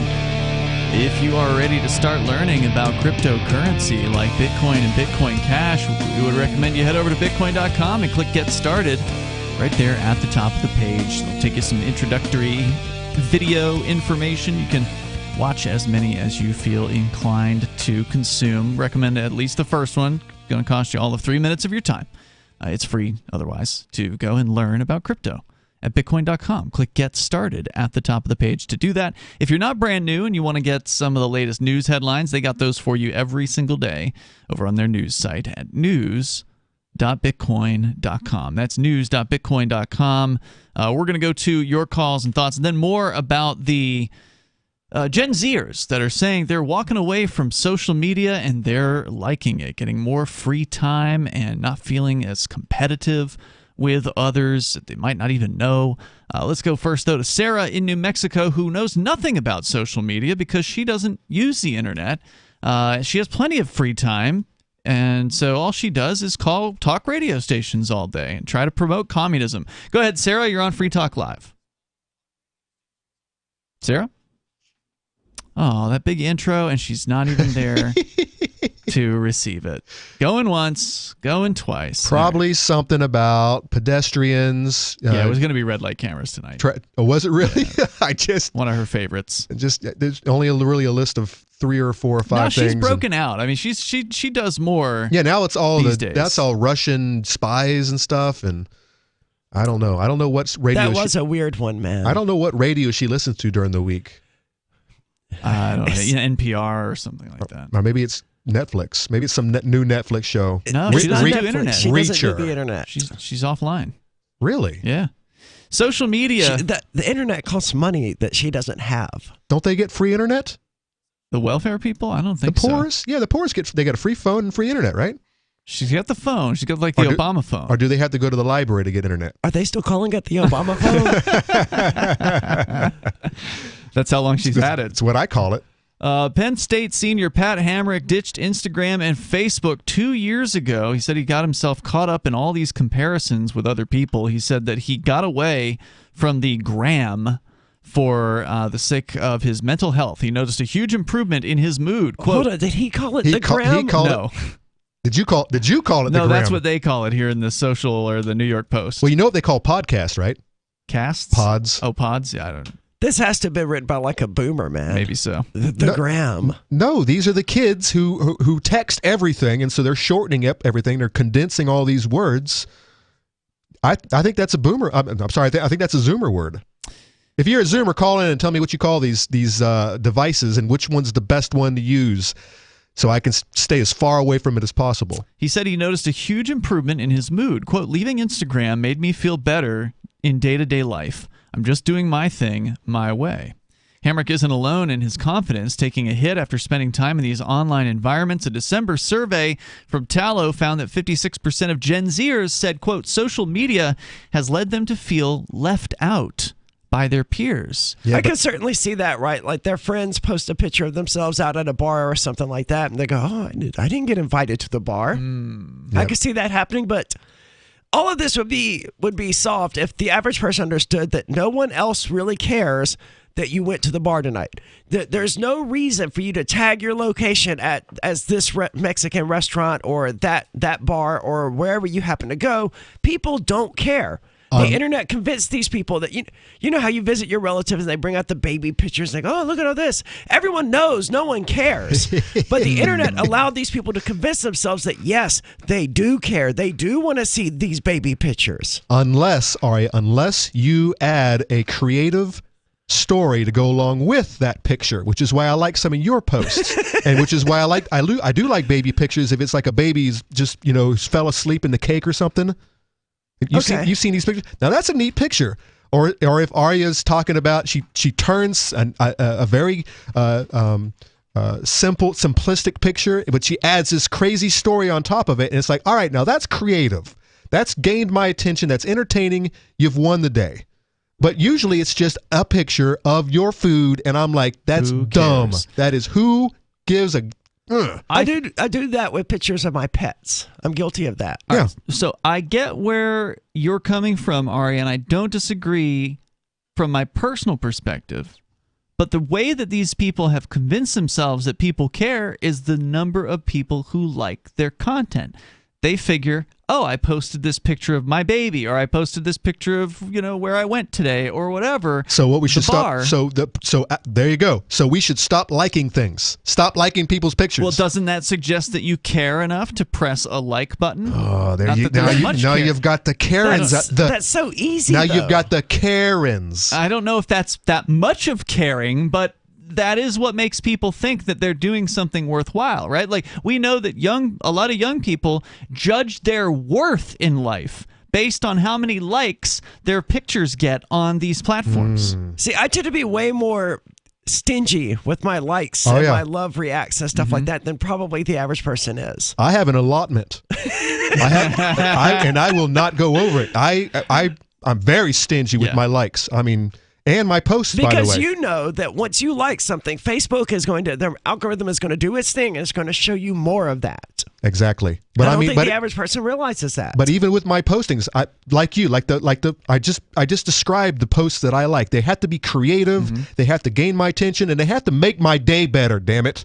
So put a smile on your face. Yeah, exactly. So if it's none of that, then I don't even post it. So I mean, I don't think I've posted anything in a month. And I don't think I think I've maybe given like 2 or 3 likes this whole week, and it was good stuff too. But otherwise, no, I'm not liking your stupid picture of you that you posted.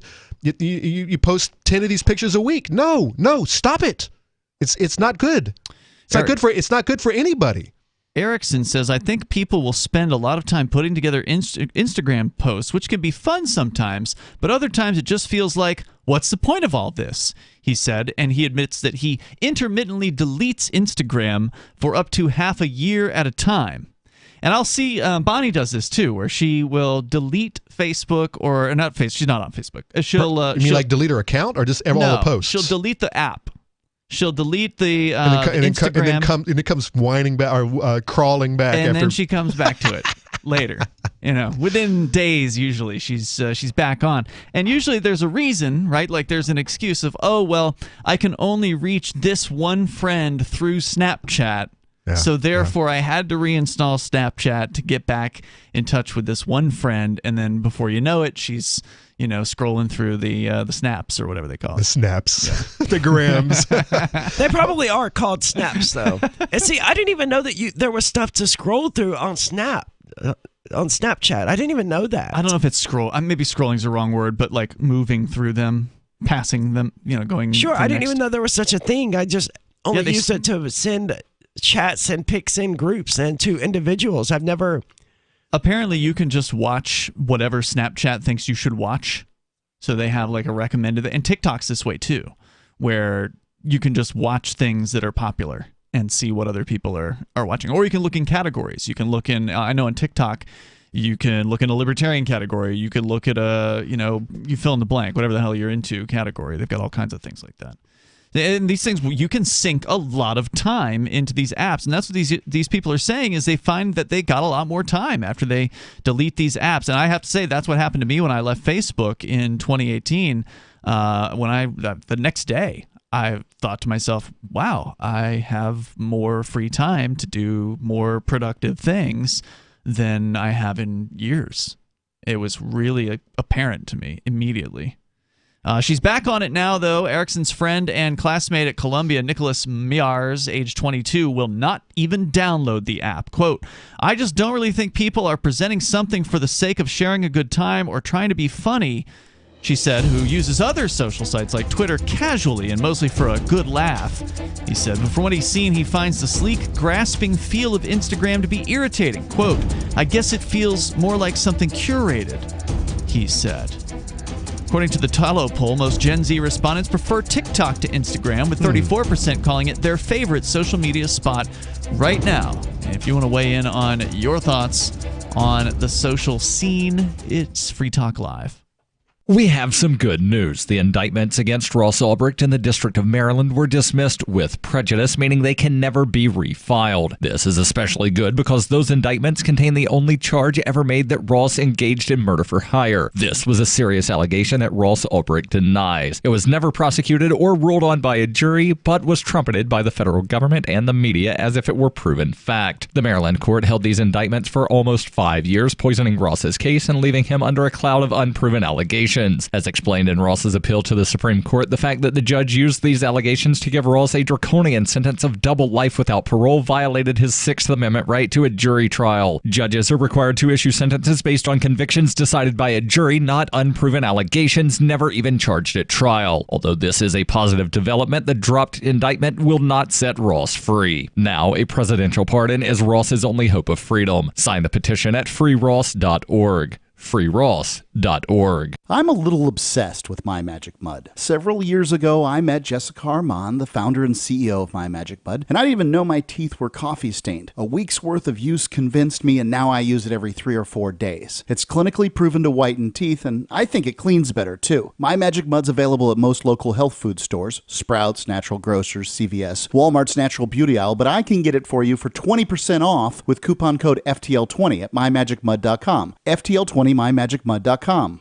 Tired of cancel culture? Sick of mega tech corporations holding an axe over your head? Join the LRN.FM Matrix chat server. It's self-hosted, so no one else can tell us what to do or say. Don't like the existing channels? You can make your own. You can even connect into some of our channels from other Matrix servers. It's federated. For the full LRN.FM Matrix experience, though, you should join our server via the step-by-step instructions at chat.lrn.fm. chat.lrn.fm.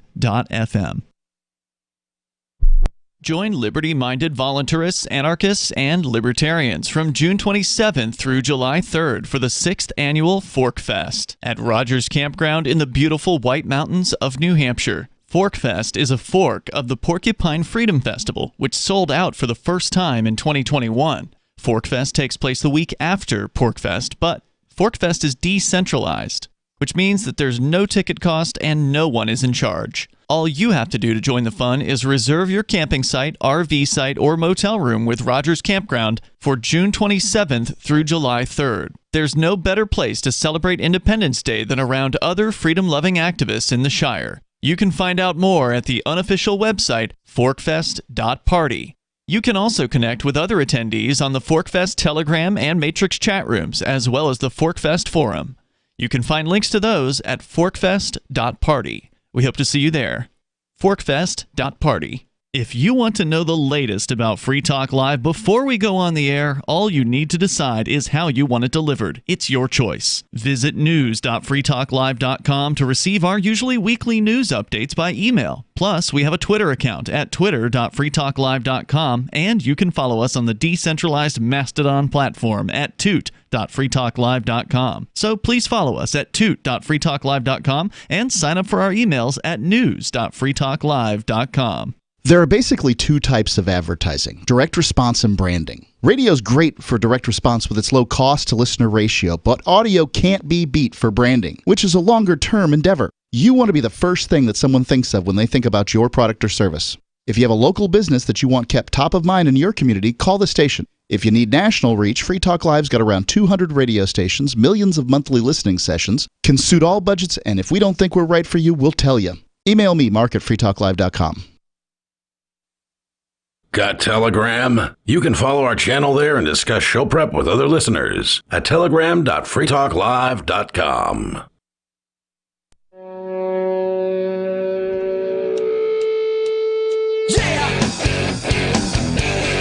It's Free Talk Live. You can join us here and bring up whatever's on your mind. The number is 603-283-6160. We're talking about social media and specifically Gen Z. Are they getting tired of it? Are they sick of socials and uninstalling, deleting accounts, and freeing up a lot of free time? Or is this article by the New York Post a little overblown? If you want to weigh in, maybe tell us your personal experience with leaving or attempting to, and perhaps failing to leave social media, because there's some of that in this story as well. You're welcome to join us at 603-283-6160. With you tonight, it's Ian, Aria, and Conan. Now, have either of y'all gotten off of some of these sites in recent years? Yeah, MySpace. That's a long time ago, though, right? Yeah, and only because it died. Is it still there? I thought it was still around. It's still there, but you mean it died off as far as usage? As far as anyone wanting to even get on there. Yeah, I remember those days back in the day when you'd be scrolling clunky MySpace sites and where you actually had to edit the HTML. Oh, right? God, it was horrible. Remember that? Yeah. But yeah, that was great though, because you actually could make it look custom. Like, yeah. But yeah, I've left a ton of these sites. I mean, especially within like the last year, where for the longest time, the only social media that I could even use was Facebook. So well, yeah, does it count when the government forces you off? Well, I guess so, because I rejoined Twitter once I was allowed to, and I rejoined all of these other social media platforms that I was finally allowed to rejoin, but I don't ever use them. I think I post like 3 times a week to Twitter. I spend a lot of time looking at Twitter. I get a fair amount of show prep, more so than I did from Facebook. One of the excuses that I used, like me getting off of Facebook, was a years-long process where early on I uninstalled all their apps from my phone, and that was good for me for a while. It kept me freed up a lot of time. But I ended up leaving the entire site entirely just because it was just a huge time sink and I really wasn't getting anything out of it. But one of the excuses that I used to stay on Facebook toward the end of my days there was that, well, I do get some show prep from it every now and then, and it was barely ever that I would really find anything useful, even though I'm following a bunch of libertarians was following a bunch of libertarians on Facebook. They're too busy arguing about Libertarian Party drama. That's the thing, yeah. It was constant drama amongst people fighting, whereas I will say this on Twitter, that you do see that from time to time. Like, for instance, Adam Kokesh was recently blowing up against, like, basically everyone. Not us, though. He was super nice to us. Yeah, not us. And photoshopping abs onto his body. I've heard the rumor, but I haven't seen the actual... I've seen the original picture, and I've seen the ab pictures. It's blatantly in your face. Stop it, Kokesh. That's dumb. Anyway, he's fighting over Libertarian Party stuff, and that's what the libertarians online tend to do, is just fight with each other because they just don't have anything productive that they can do. I think the whole thing started from him coming out as vegan or something. I don't think that was why it started. I think that he's concerned with the direction of the Libertarian Party, and he doesn't like Group A or Group B, and I really just don't care about the National LP at all. But I don't either, man. You do see that kind of stuff, but for the most part, it is just mostly people posting things they think are interesting. So there's a lot of news, there's a lot of crazy videos. Like, we've played a ton of video clips that I found on Twitter, so I do get some value from it. And the thing that seems to be true with Twitter, at least compared to Facebook, is if you follow somebody, you do seem to see what they post. Whereas I noticed that on Facebook, you don't see everybody that you didn't like. If somebody posted that you follow, you wouldn't necessarily see their stuff. And I'm pretty sure you see it on Twitter. I could be wrong. Yeah, Facebook's algorithm is very, very heavy in that selective, regard. Yeah, like, heavy-handed. Yeah, it cares about what content is going to get your eyeballs to look at it, not what you want to look at. Yeah, that's what I've noticed there. So I do spend a lot of time on it, just viewing it, but I don't spend much time interacting with it. I don't do much posting to it. I like these libertarians or these people of any political persuasion who post these massive text stories to Facebook and stuff like that, like their whole political opinion, their whole political treatise posted there on Facebook. I'm like, dude, no one is going to read that, first of all. Get a blog. Yeah, and no one cares. No one's going to read your blog either. You're on the same platform as some of the dumbest memes known to humankind. I know, because I'm helping put them on Facebook as part of my service to humanity.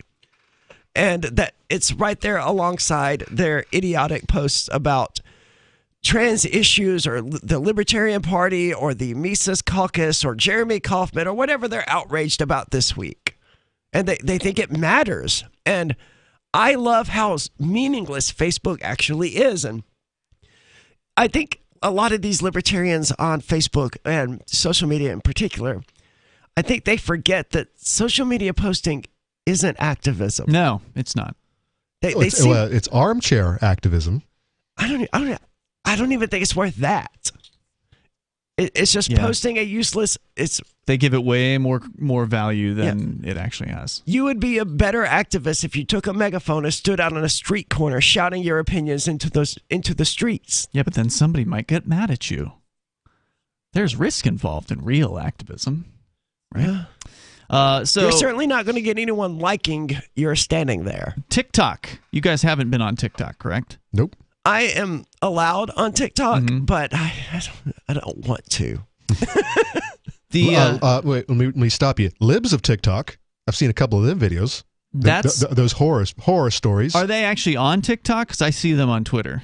Twitter and YouTube's and I see them on Facebook. Are these liberals of TikTok or libertarians of TikTok? No. Liberals. They are definitely liberals. Okay. Yeah, they've actually been in the news recently. Have you seen this? They are going out. So the creator of Libs has just been outed. She's been doxxed. Right. Yeah, by the Washington Post.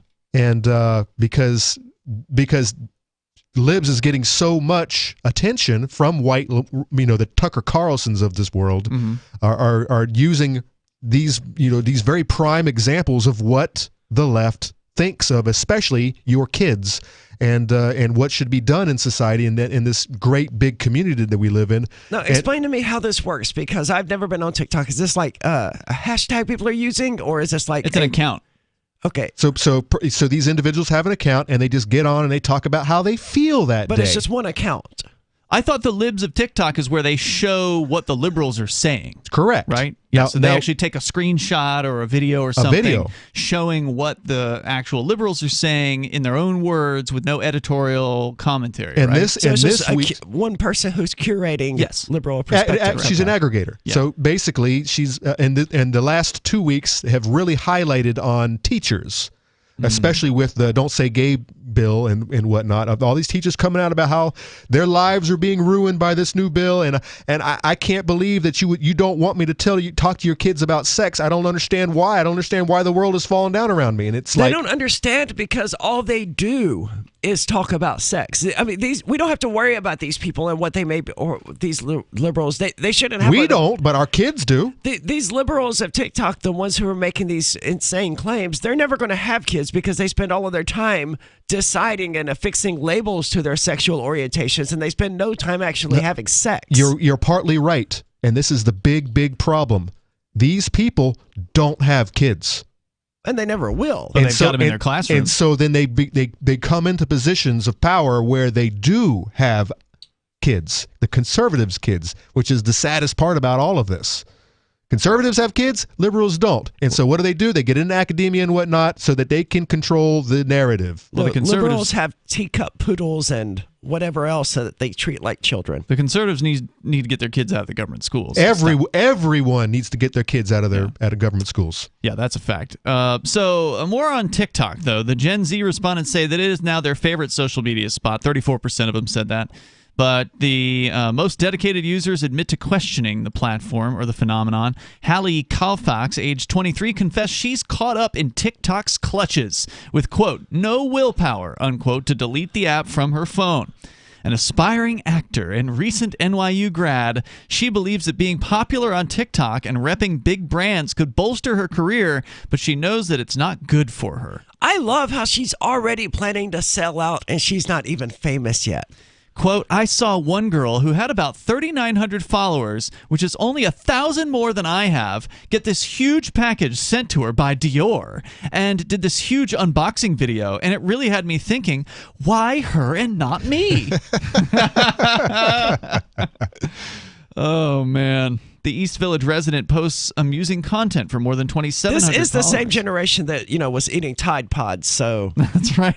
We have to start there with our expectations that they were snorting condoms and eating Tide Pods. We were doing dumb stuff, too. Dude. Not that dumb, though. We weren't eating Tide Pods. We were putting banana peels in the microwave and... What happens if you do that? I've never heard of that one.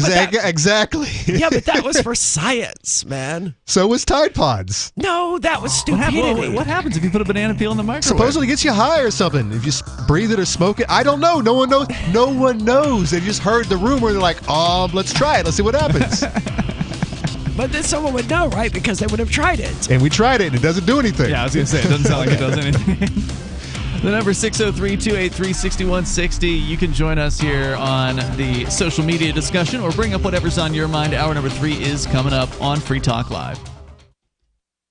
There are lots of ways to listen to Free Talk Live. Our podcast has been around since podcasts began, and now the FTL feed is loaded with content besides our full show archives. Did you know that we make it easy for you to customize your podcast subscriptions? We have different feeds, one that includes only our full shows, one with just the Daily Digest, and our main feed that includes everything. You decide what you listen to. It's quick and easy to customize your feeds at feeds.freetalklive.com. That's feeds.freetalklive.com.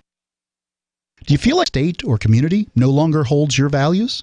Have you dreamt of a place where people agree that liberty is important and are free to pursue their projects so long as they respect the property of others? There are many people just like you that are discovering freeprivatecities.com. Their social media links are at the upper right of the page at freeprivatecities.com. All skill levels will be needed when the first of the Free Private Cities opens. It's sooner than you think. Stop arguing and build. freeprivatecities.com.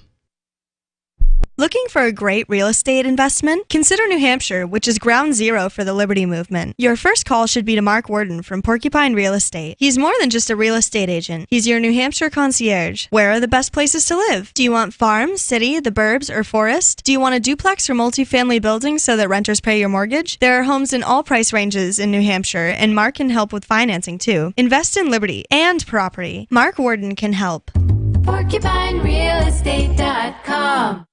What if you want to hear the latest episode of Free Talk Live, but all you have is your phone, you forgot to download our archive, and you have no data connection? You can call our Listen line at 641-793-0191. That's a long-distance number, so you may incur charges. If not, listen as long as you want. 641-793-0191. The Free Talk Live Listen line, 641-793-0191.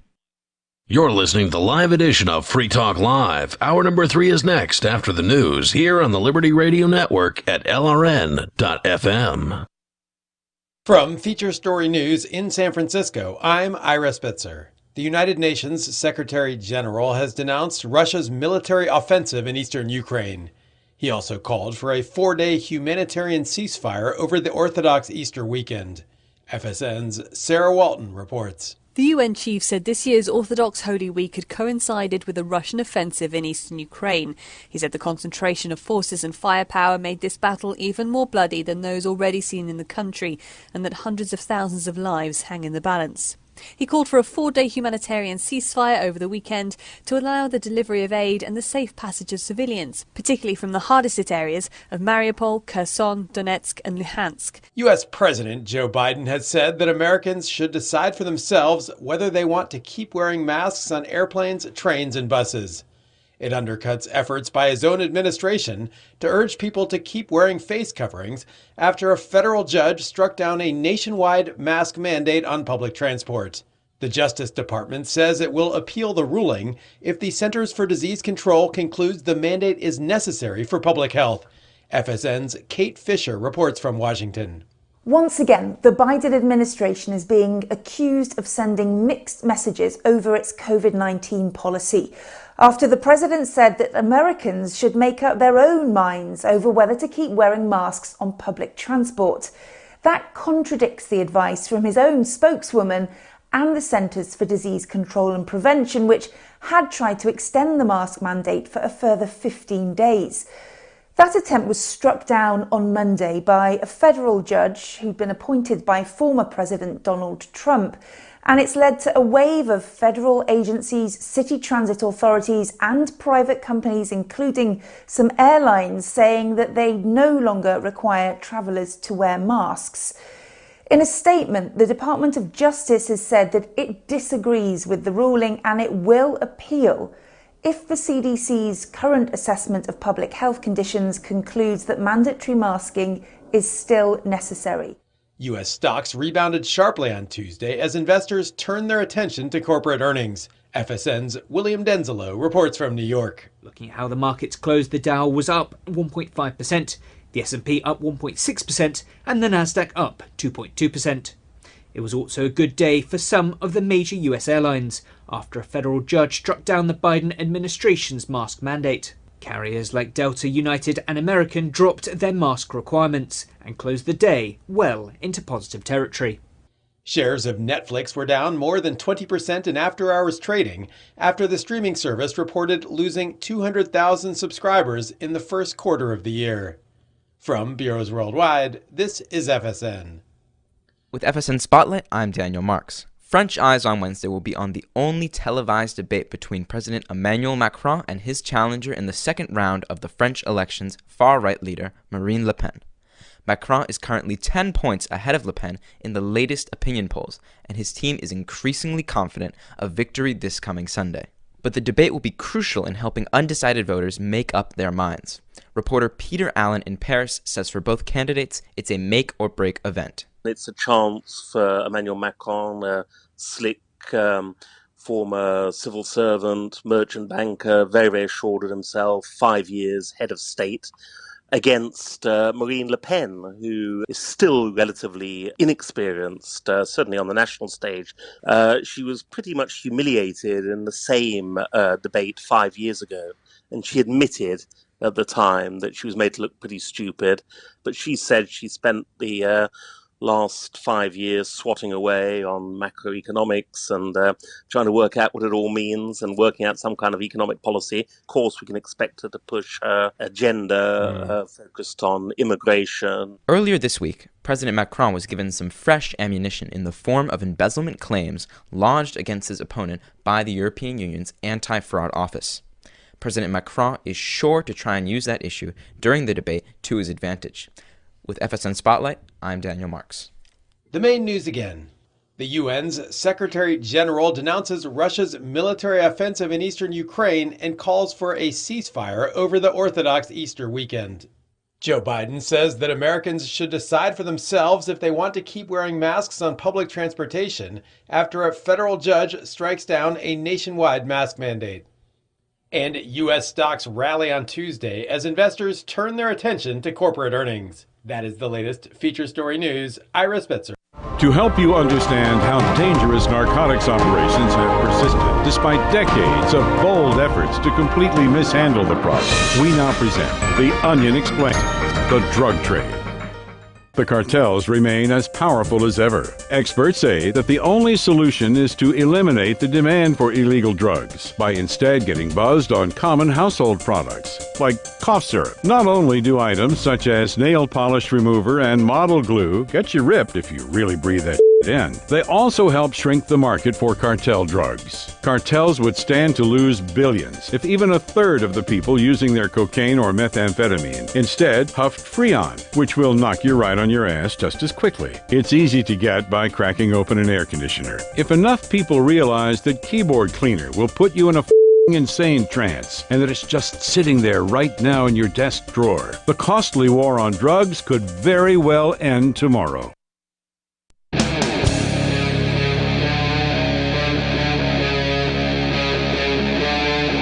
Free Talk Live.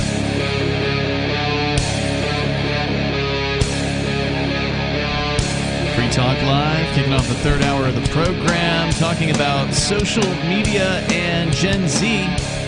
Are they walking away? Well, this article from the New York Post isn't really showing any statistics about this. So far, the statistics we've been shown are that they are switching platforms. And or they are unhappy with the content. 56% are unhappy, but it doesn't say that they're not getting on or off of or switching. It just says they're unhappy. Yeah. Well, some of them have said they know it's a problem, right? They're like, oh, I don't like this. This is making me negative, but I have to keep coming back to it. Yeah, it's a drug. This is how drugs work. It is, absolutely. And dopamine is a strong-ass drug. And that's what this is working on in the brain. I was just looking at the TikTok website, because you don't need to have an account to see what sort of content that they have there. And it's just it's such a popular app that you don't ever reach the end. Like, you know the old joke, you reach the end of the internet. I mean, there's so much content on TikTok every single day. And Facebook, they've calibrated in such a way that you can't. I've never gotten to the end. But here's the thing: Facebook is not where it's at with young people. Well, there's one. If you're into, it's not where it's at with anyone except like old people who have multiple accounts because they get confused. Or one account gets banned all the time, and so they have their backup. Is that the case with old people? I know an old dude has like 5 accounts, and he gets one of them banned every month, and so he has this backup plan. They actually do get into the numbers as far as how many of Gen Z is actually even bothering with Facebook coming up here in a moment. Oh, yeah, that's an old man's social. Yeah, they're basically not there. But the story here from NewYorkPost.com, they're interviewing, so there were some statistics about young people leaving Instagram, but they might be joining TikTok. So I don't know if it's as much as them leaving as it is them moving around and having opinions about it. But some of them have said they've uninstalled some of these apps and they've stayed off. Others admitted that they uninstalled the apps only to go back to them within the next few months or weeks or whatever. Yeah, we're talking about you, Bonnie. Yeah, I don't particularly find it, newsworthy that, oh, look, some Gen Zers uninstalled Instagram and they're using TikTok instead now. They're quitting social media. Well, they quit Instagram, but they didn't quit social media. Tim Lanton, 25-year-old biomedical engineering student at Columbia University, refuses to download the app. This is talking about TikTok now. Because, quote, it feels more oriented for high schoolers with short attention spans. See, that's my thing right there. That's why I can't do any of these new socials, because I don't get to feel. I'm friends with my friends and my family, and I want to know, what did you do this weekend? I don't want a 15-second you cutting your knife into your birthday cake, which is, I've seen this video. I've seen a video of that. It's like, what's the point? I want to know what you actually did. Tell me. But so, like I said, but if your Facebook, family and friends posted that on Facebook, would you actually care? Because I would not. Unless it was something like really unusual, like, we went to this music festival. If you lit the cake on fire or something like that, and something crazy happened. Now we're talking about displaying what we've done in a creative way so everyone can see it. No, I'm actually talking about having a conversation with my people. Gotcha. A back and forth messaging them back and forth. Social, being social. Yeah, that's and by the way, you also mean private, right? Like privately messaging, not publicly going back and forth on a Facebook post with. Correct, but sometimes that happens. Sometimes a post will get a private a semi-private conversation going on that post. That happens sometimes. Okay, but no, I use it. Ideally, I use it for back and forth with people that I don't see on a regular basis, which is my big problem, by the way. I go to my house. I'm a hermit. I go to my house and I work in my garden and I go to work, and this is my way out. But I don't obsess over it, and I don't care. I don't take 10 pictures of something when I post it, because I know, that's not real. That's not realistic. And that's the trap that these poor kids have fallen into, and not just kids, by the way. I know some full-grown ass adults who are just as obsessive, absolutely, as these kids. Yeah, there's definitely a younger audience on TikTok, but there's a wide variety of people on TikTok as well. And for those people that are looking for that non-stop dopamine rushes, that's it. It's the app for it, because that's not how dopamine works, though. I mean likes. Yeah, but creates a dopamine hit. I'm aware, but if they just continually get that hit, then their brain stops. It will adjust. Dopamine. Yeah, that's true. And you'll need more, right? To get the same high. Right. Yeah. And that's how it works. And these programs know that's how it works, and that's why they've built their systems the way they have. Manny Srulowitz, age 21, said ta-ta to the, quote, ultimate waste, unquote, of time that she says, or he says, is TikTok.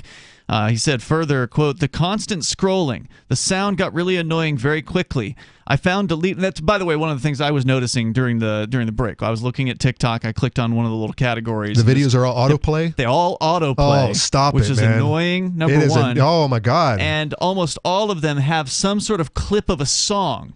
So there's some sort of, pop song or whatever that they're playing in the video to whatever it is that's happening in the video. So there's like this nonstop 15-second or 10-second long soundtrack of all these different, videos that you're watching. And I got to agree with the guy. It definitely seems like it's oriented towards people who cannot pay attention. Can I add to that? That's a new Netflix feature. Actually, it's not new now. What do you mean? It's been about a year now where everything is autoplay.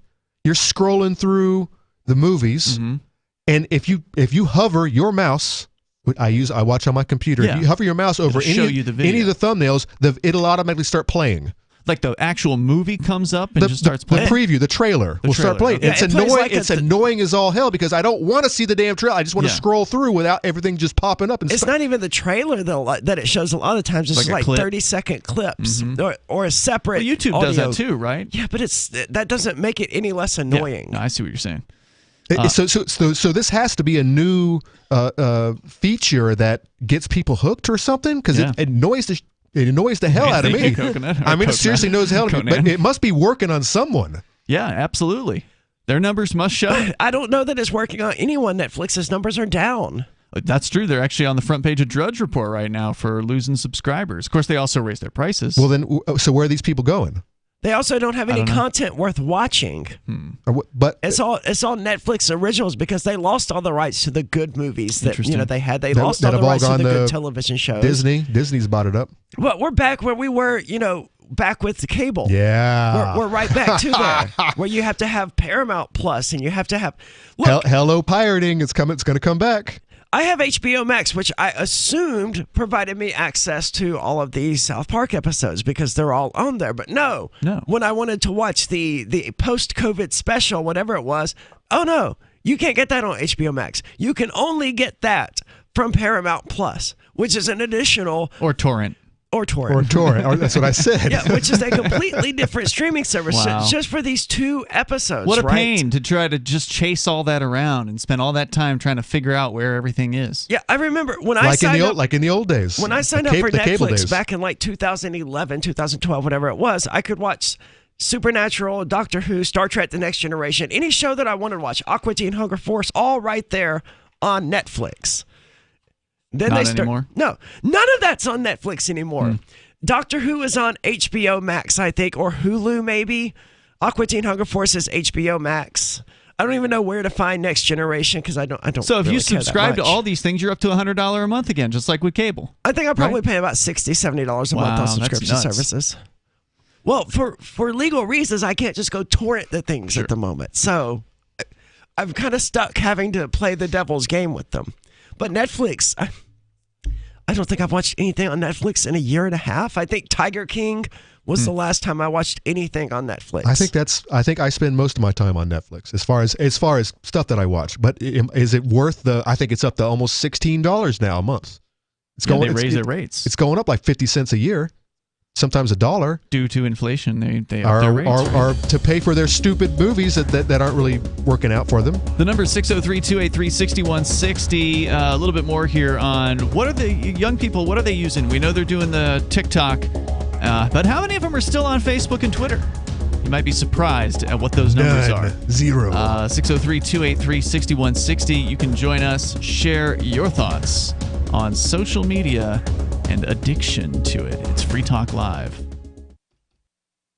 So you've signed the Shire Society Declaration and are planning your move to New Hampshire to be around more liberty-oriented people. Next, sign up for the Shire Society Forum at forum.shiresociety.com. There are a bunch of people there who are already in the Shire, and they want to meet you. If you're already in the Shire physically, you should also come by the forums. Remember, not everyone uses Facebook. New people are signing up for the Shire Society Forum every month, so drop in and say hello at forum.shiresociety.com.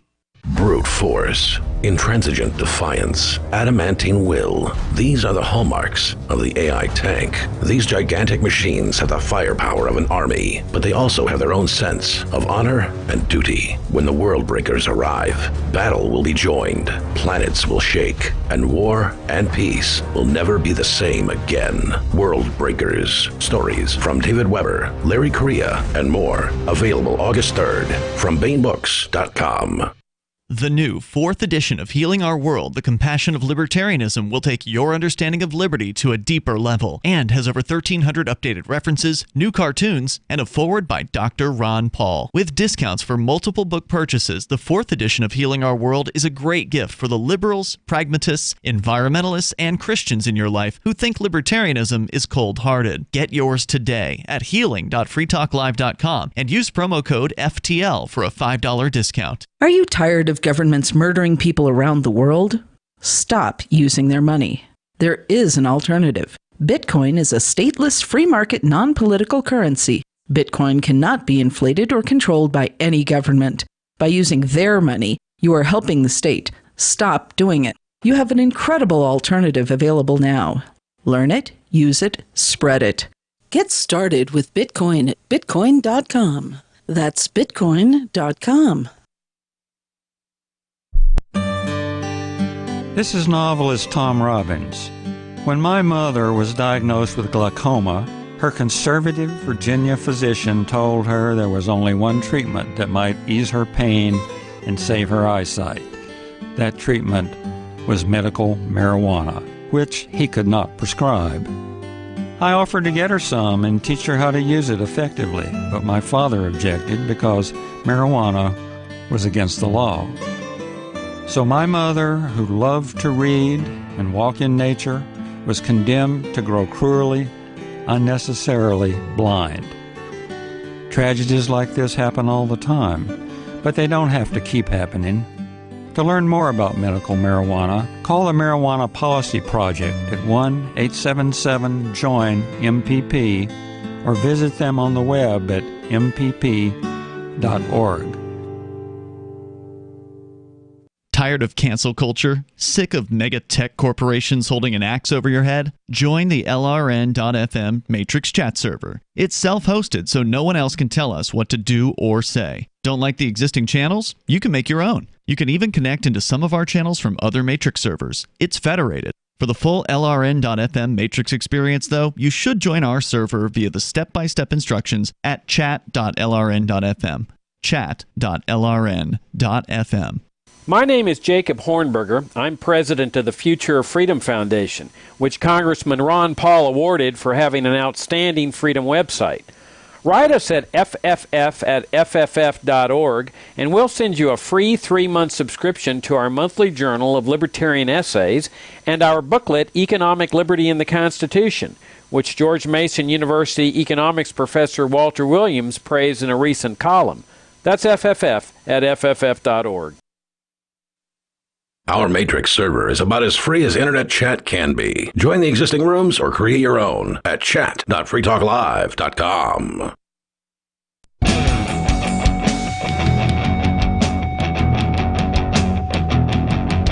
It's Free Talk Live. Phones are open. You can join us here. You want to weigh in on social media addiction? People of a younger generation, the Generation Z, some of them are saying they're walking away, uninstalling apps. Others are simply moving from one app to the next. Seems like TikTok is the spot at the moment. Of course, these things tend to change over the years. The number is 603-283-6160. Here tonight, it's Ian. Aria. And Conan. Yeah, exactly. Wait for the metaverse. It did used to be MySpace, man. Once upon a time, it used to be MySpace. Yeah. I spent a lot of time on it myself, building the perfect site, because you could really had a lot of control over. Yeah, you could edit the what was going CSS on directly if you knew how. I don't think you're going to see people spending. I don't know. The metaverse requires you to put on a damn 3D virtual reality set. I mean, there's a lot more of a commitment to going into the metaverse than there is to just, pull up your phone and pull up the TikTok app and see what the latest posts are. That takes, a half a second. To get into the metaverse, you're going to have to strap this thing on and then probably, load up an app, and then it's going to take some. I don't know. I don't think we're there yet. Ian, how long has cell phones been around? You mean the smartphones? Well, just cell phones in general. But yeah, especially smartphones. I mean, 20 years ago, I could see my dad saying, "No, it's not going to happen. I'll never own one of these stupid things." Mm-hmm. And now he's got a smartphone, and now he's on it, and he's a texter too, by the way. So are you saying that it might take 20 years? Yeah, you're saying that the virtual reality is going to be so ubiquitous, everybody's going to have a set with them in the car or something like that. It's just the way it's going to evolve. It's going to make life. I don't think the average person has any interest in it.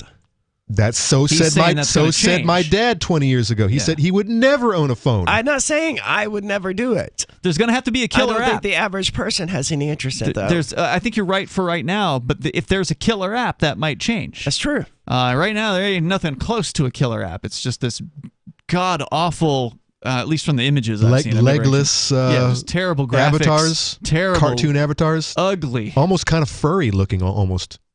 People, very colorful and comical. It wouldn't surprise me if there's like a furry app or some sort of furry world that you can go into. Let's go to Jack in Washington State. You're on Free Talk Live. Go ahead. Hi, this is Jack at Ocean Shores. Jack, go ahead. Yeah, Star Trek is available on Netflix, every episode. The original, or like every Star Trek that has ever... Generation. Next Generation? Which I think's the best. Okay. I would agree, but that's part of the... I honestly haven't looked on Netflix for Star Trek The Next Generation in like a few years because... a year and a half. Yeah, you said a year and a half. No, it's been way longer than that since I looked for The Next Generation. But that's because... Yeah, they put it on there.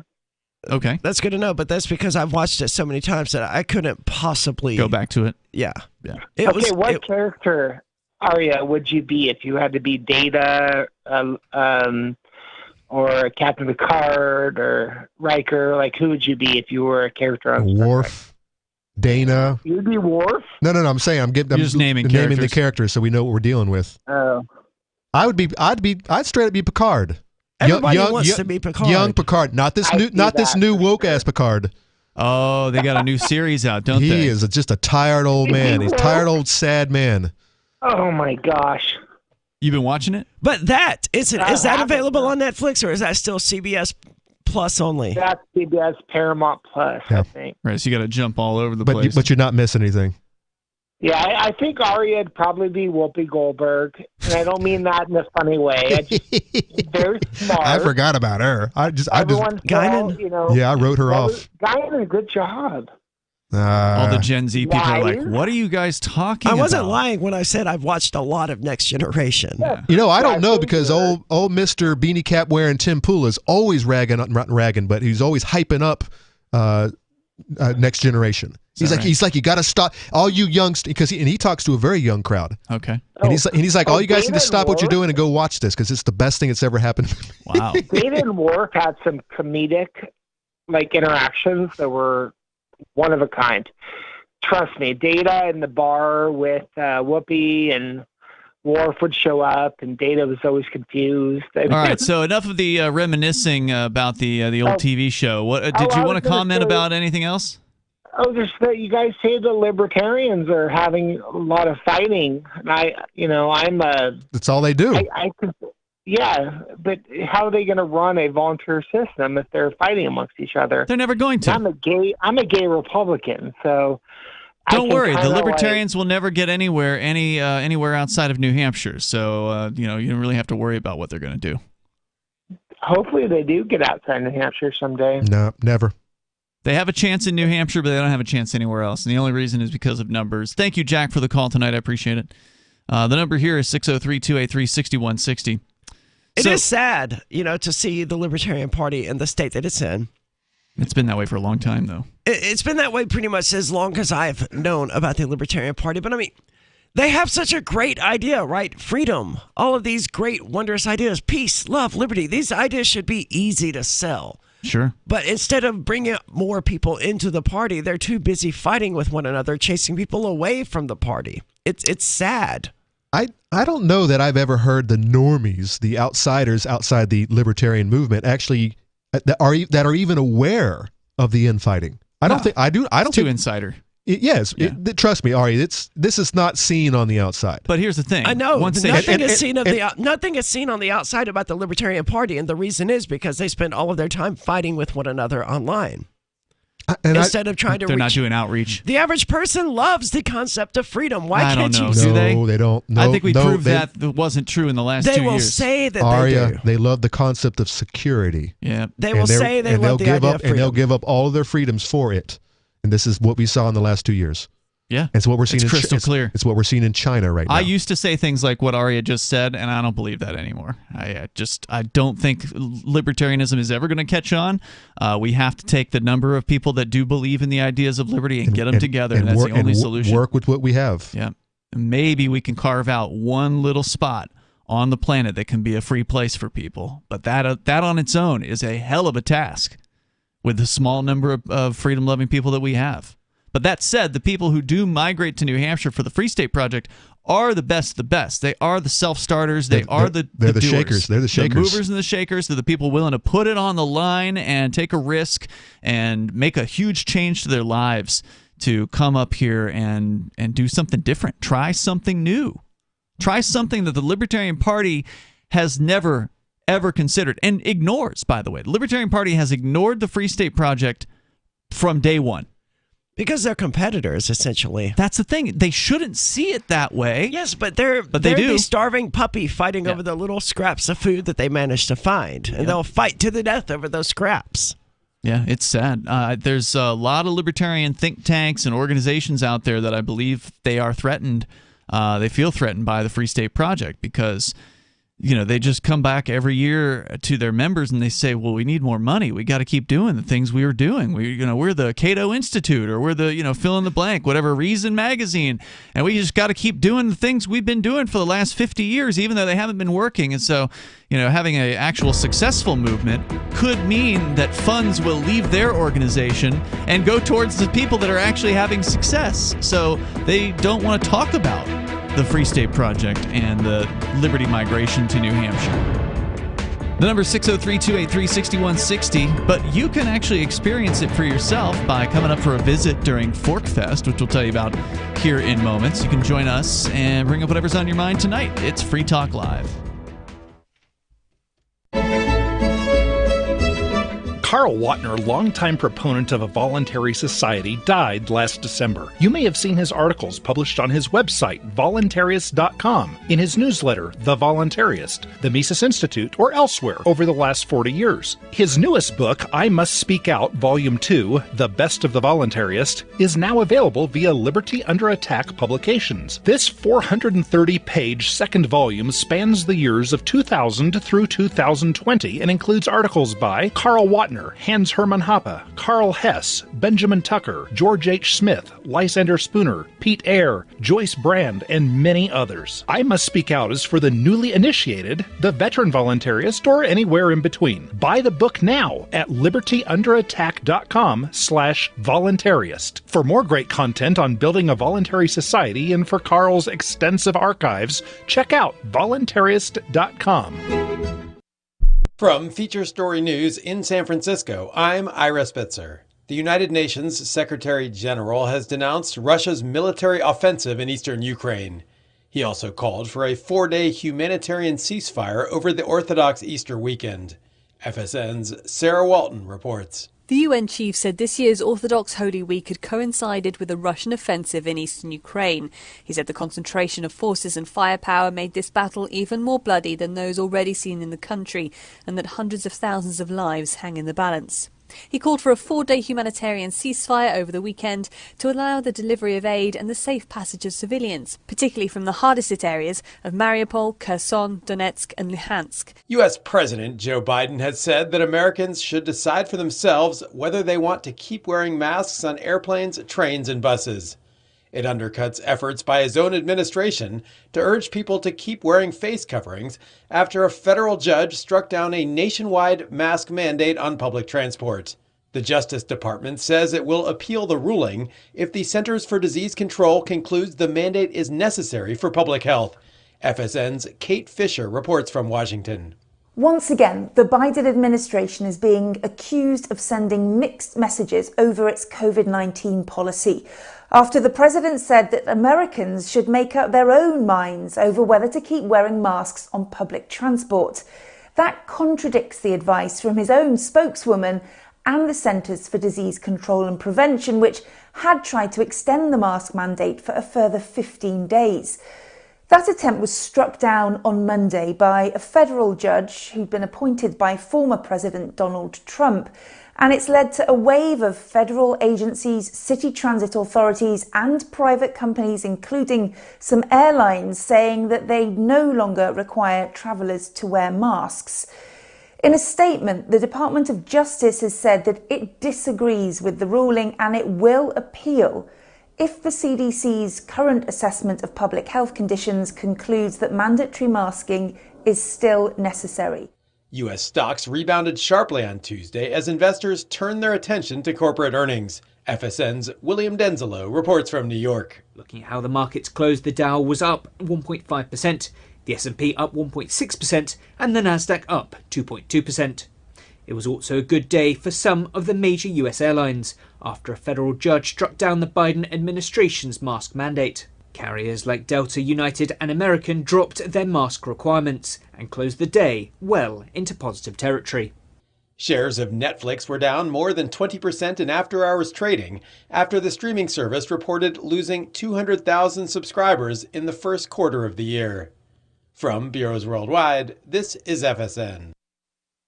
You can stick it to the man and big tech. Join our FTL social mastodon at social.freetalklive.com.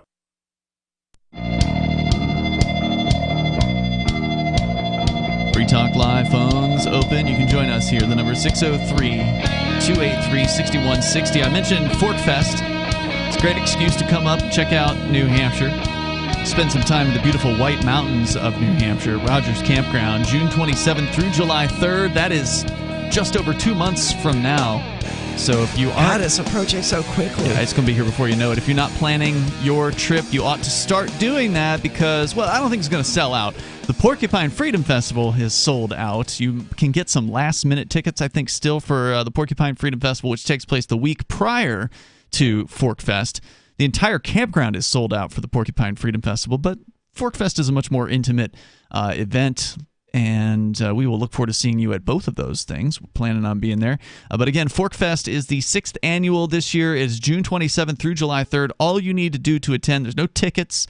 You just have to get your campsite, your RV site, or your motel room with Rogers Campground, June 27th through July 3rd.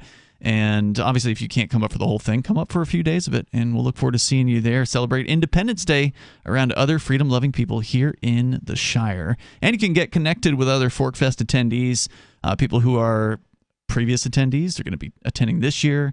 You can find those folks on our chat rooms and the forum over at forkfest.party. That's forkfest.party. So we go back to your calls and thoughts. Joseph is in New Hampshire, listening on YouTube. Go ahead, Joseph. Hey, I was calling from Waconia, New Hampshire. I had gotten pulled over last year on my father's birthday. I was pulling onto my street, so I continued into my driveway all along the side of the road that we were on. It was no parking along the way because it's all driveways. And I didn't hear him at first ask for my ID. I heard him tell me he was pulling me over for my brake lights. And so I asked him, I was like, well, if you're pulling me over for my brake lights, then how come I could see both of my brake lights in the front of your cruiser? Because it was nighttime and I could see both of the bulbs. Right. And, most of the time the normal person wouldn't question because they can't just get out and really look at their brake lights like that. Sure. And I had set up a camera feed.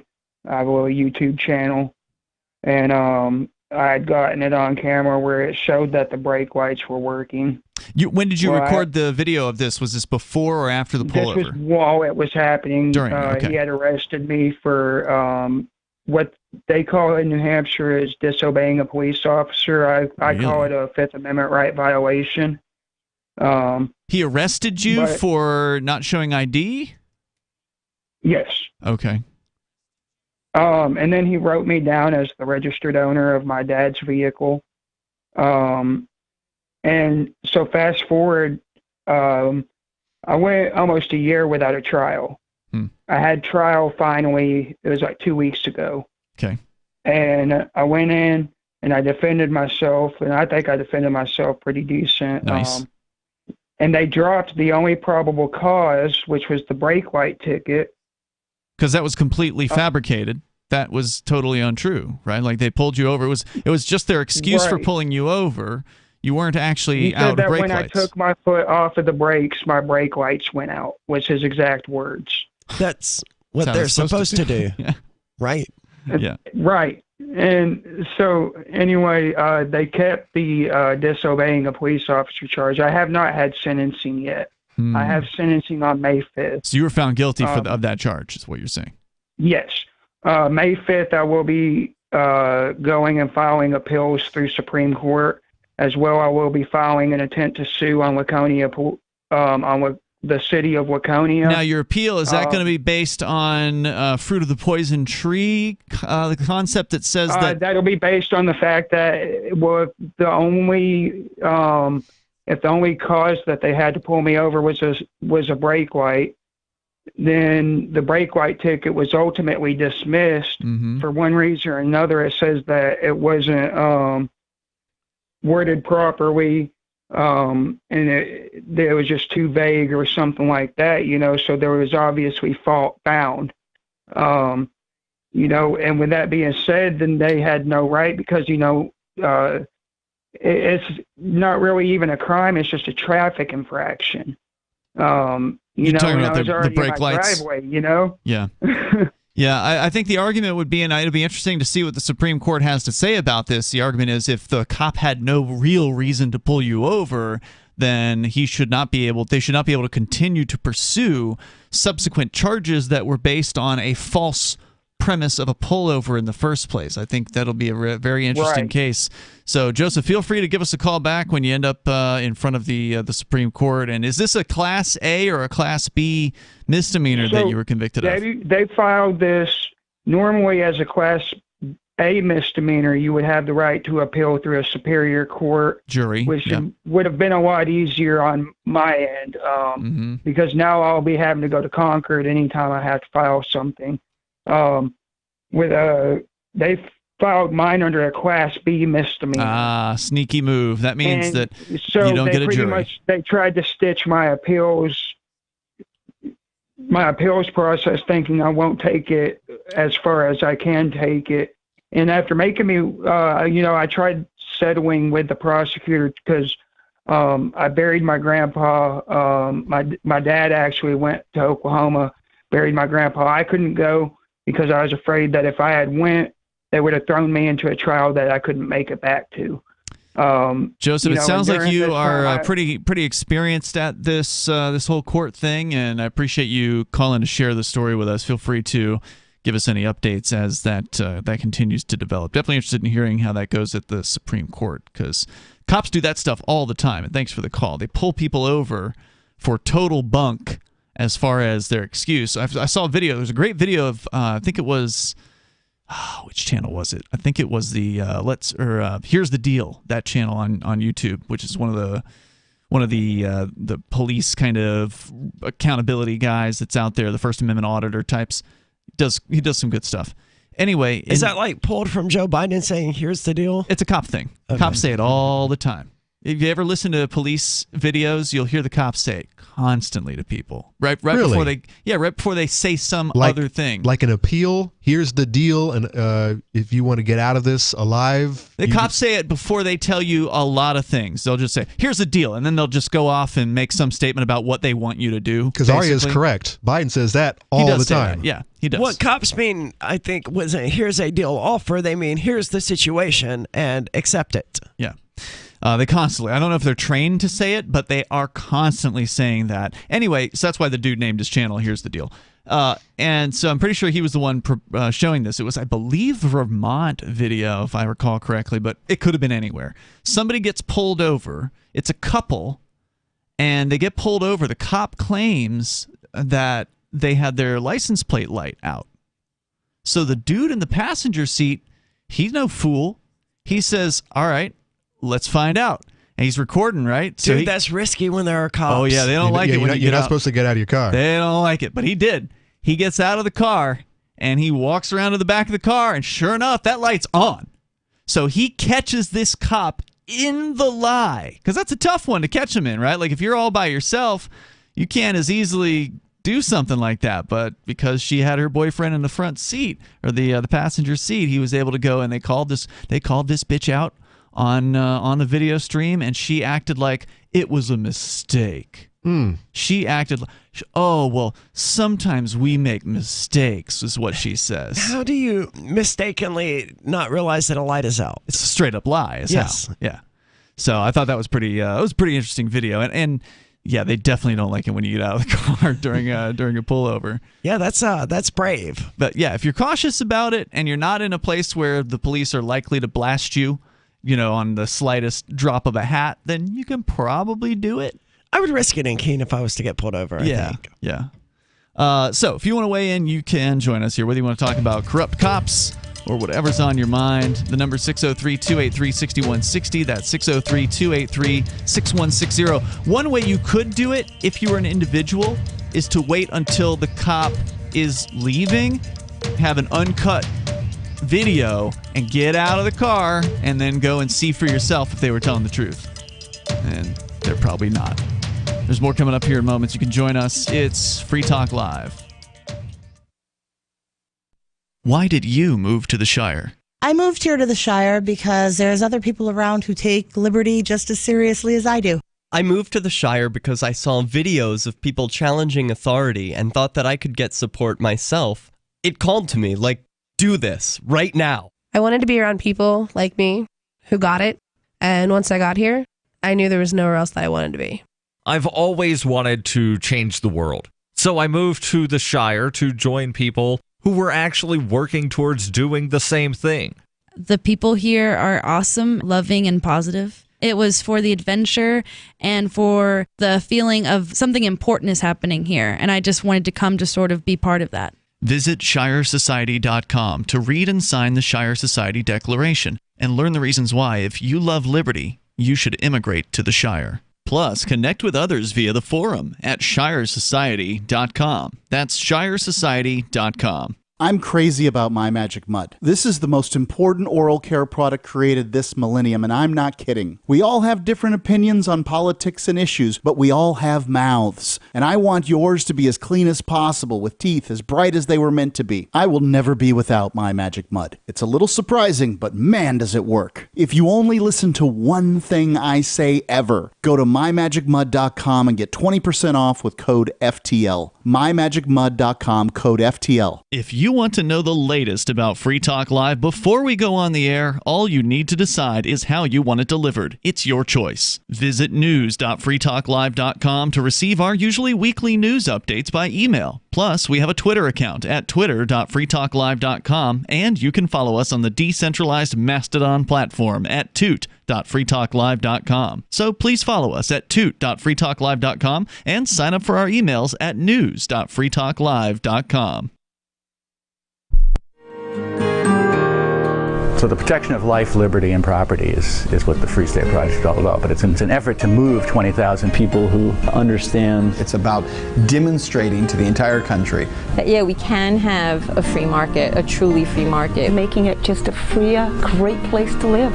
It's the world's largest voluntarist libertarian community, and it's only getting bigger. That's amazing, to be able to move to a place where other people passionately believe in being free and independent. What the Free State Project is managing to do, though, is to put their money where their mouth is. It's physically getting up across the country and saying, let's go someplace and let's demonstrate the power of these ideas. There's a lot of kind of philosophy that surrounds liberty. There's a lot of thinking about it and talking about it. But here in New Hampshire, people are doing it.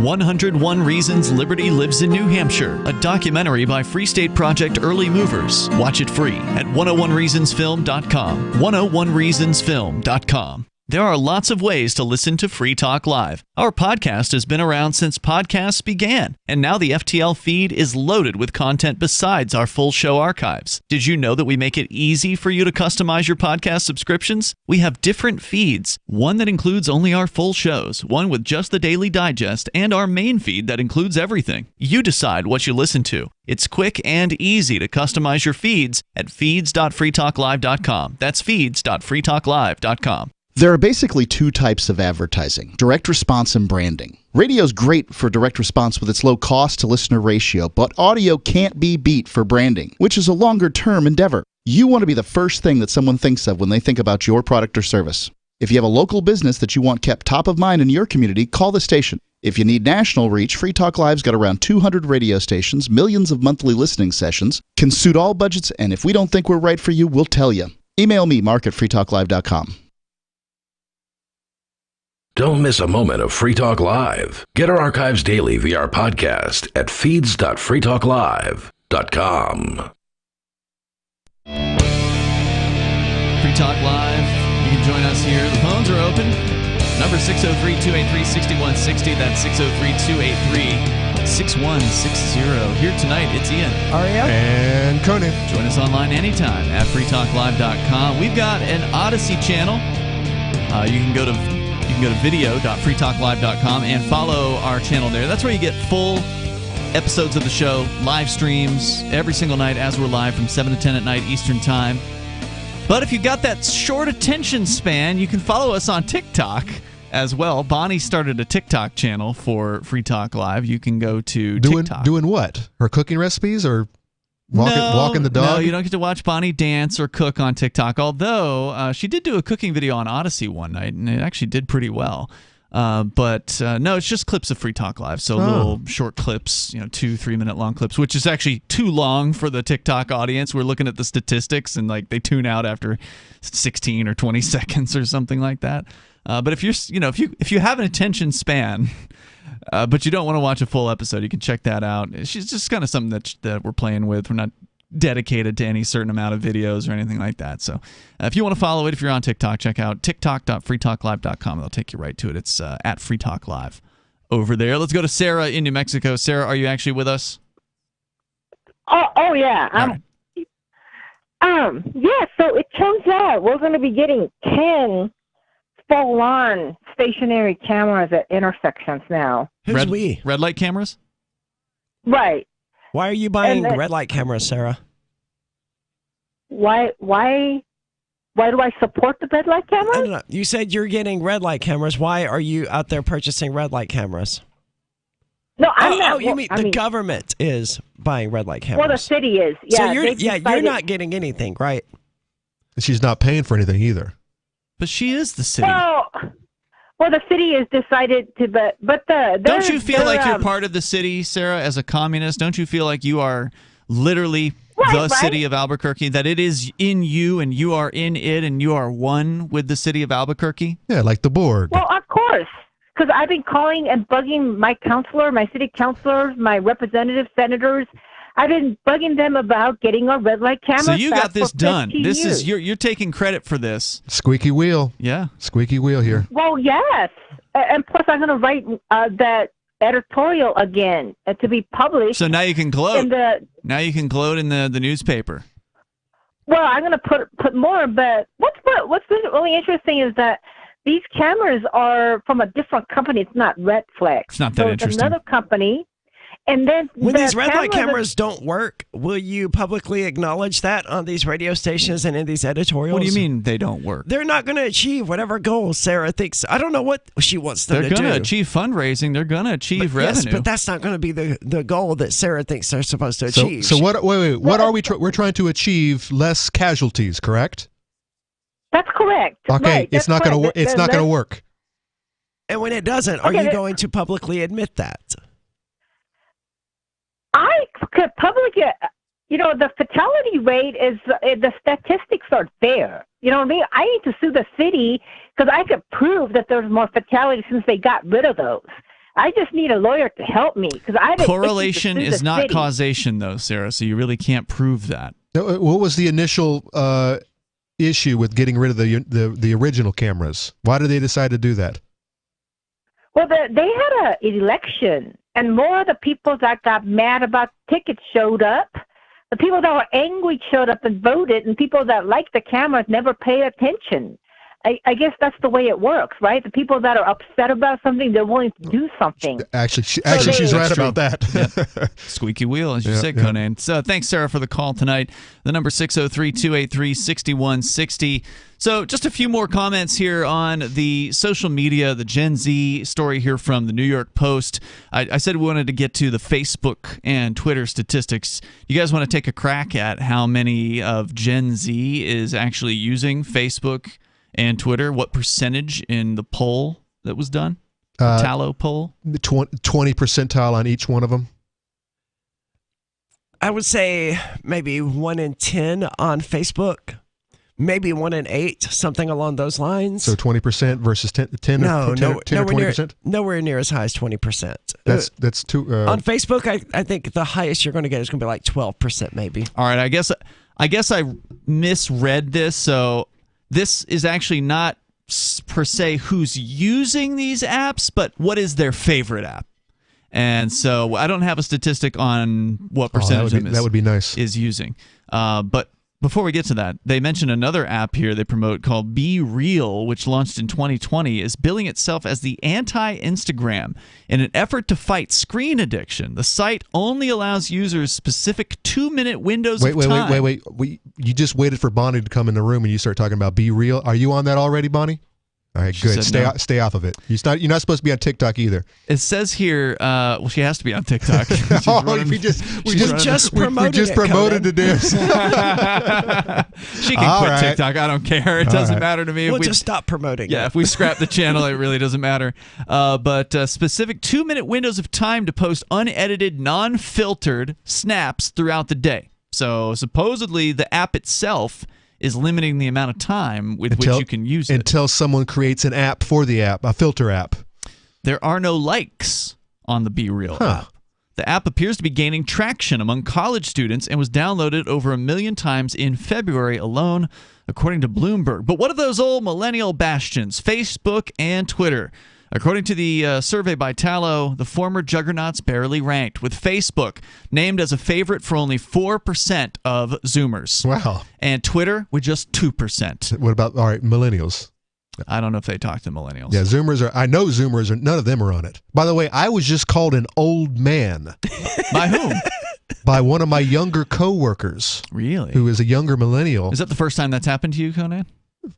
No, well, it was it was good spirited, but I was called an old man because I said I was using Craigslist. What's the new thing? Well, that's fair though, especially in New Hampshire. Facebook. No one uses Craigslist in New Hampshire. If you want to use Facebook Marketplace. How do you sell animals? You have to use Craigslist. You can't sell animals on Facebook. Yeah, there's policy 10 or what, number 10. So anyways, I had to explain that to her, and I sell a lot of stuff on Craigslist. And by the way, I'm selling it, so I know someone's still using it, and usually it's old codgers. But I also use Facebook. So when I sold some firewood, and that's what this whole thing was about. But where the millennial? I mean, how old is this person that's calling you the old man? Probably 30. So millennial. Yeah.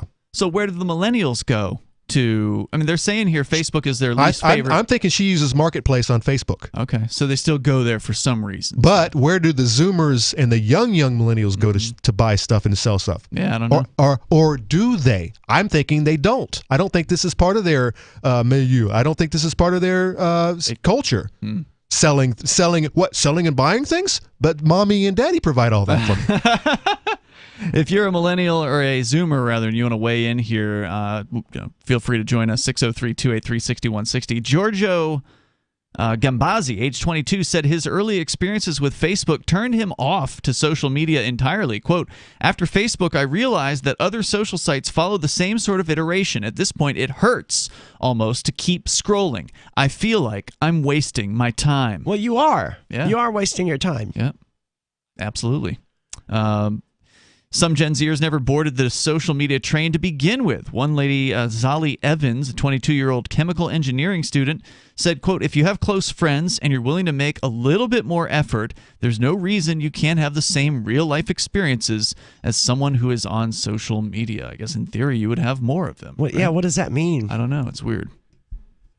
I mean, there are people that I prefer to contact, on Facebook Messenger simply because that's easier, right? In the same way that some people I only contact via email because that's easier, and some people I only contact via texting because that's easier.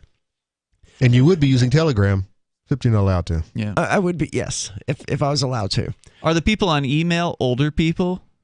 Because I know Bonnie almost never checks her emails. No, it's more business-related stuff for email, which makes sense because you wouldn't want to text business stuff. Yeah, right. So that's primarily what that's for. But I've never been one of these sit and scroll people anyway. I don't understand it. Like maybe if I'm like laying on the couch for a few minutes, about to take a nap or something, I'll scroll for a few minutes. But just sitting there scrolling for hours at a time, I've never understood the appeal. It's that dopamine. Ditto. But I thought they only got the dopamine when they posted something and it got likes, right? I don't know, because I remember the thing they used to say about the Facebook when they would show you the notifications icon. I presume they still have this. The little globe was at the top and it would turn red whenever you have a thing. Like that would give you a dopamine hit to go and take look and say, oh, there's a new thing. You got to see the new thing. And that's the reason for the scrolling is got to see a new thing. There might be something valuable. There might be this needle in the haystack down in there somewhere. Out of time for tonight. We will join you tomorrow. You can join us online between now and then.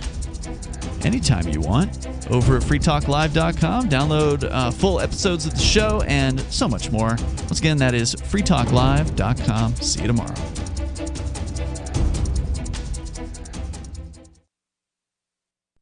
What if you want to hear the latest episode of Free Talk Live, but all you have is your phone, you forgot to download our archive, and you have no data connection? You can call our Listen line at 641-793-0191. That's a long-distance number, so you may incur charges. If not, listen as long as you want. 641-793-0191. The Free Talk Live Listen line, 641-793-0191. Do you feel like your nation, state, or community no longer holds your values? Have you dreamt of a place where people agree that liberty is important and are free to pursue their projects so long as they respect the property of others? There are many people just like you that are discovering freeprivatecities.com. Their social media links are at the upper right of the page at freeprivatecities.com. All skill levels will be needed when the first of the Free Private Cities opens. It's sooner than you think. Stop arguing and build. freeprivatecities.com. Looking for a great real estate investment? Consider New Hampshire, which is ground zero for the Liberty Movement. Your first call should be to Mark Worden from Porcupine Real Estate. He's more than just a real estate agent. He's your New Hampshire concierge. Where are the best places to live? Do you want farm, city, the burbs, or forest? Do you want a duplex or multifamily building so that renters pay your mortgage? There are homes in all price ranges in New Hampshire, and Mark can help with financing too. Invest in liberty and property. Mark Worden can help. PorcupineRealEstate.com. Tired of cancel culture? Sick of mega tech corporations holding an axe over your head? Join the LRN.FM Matrix chat server. It's self-hosted, so no one else can tell us what to do or say. Don't like the existing channels? You can make your own. You can even connect into some of our channels from other Matrix servers. It's federated. For the full LRN.FM Matrix experience, though, you should join our server via the step-by-step instructions at chat.lrn.fm. chat.lrn.fm. This is the Liberty Radio Network, broadcasting the latest liberty-oriented audio content 24 hours a day at LRN.FM. From Feature Story News in San Francisco, I'm Ira Spitzer. The United Nations Secretary General has denounced Russia's military offensive in eastern Ukraine. He also called for a 4-day humanitarian ceasefire over the Orthodox Easter weekend. FSN's Sarah Walton reports.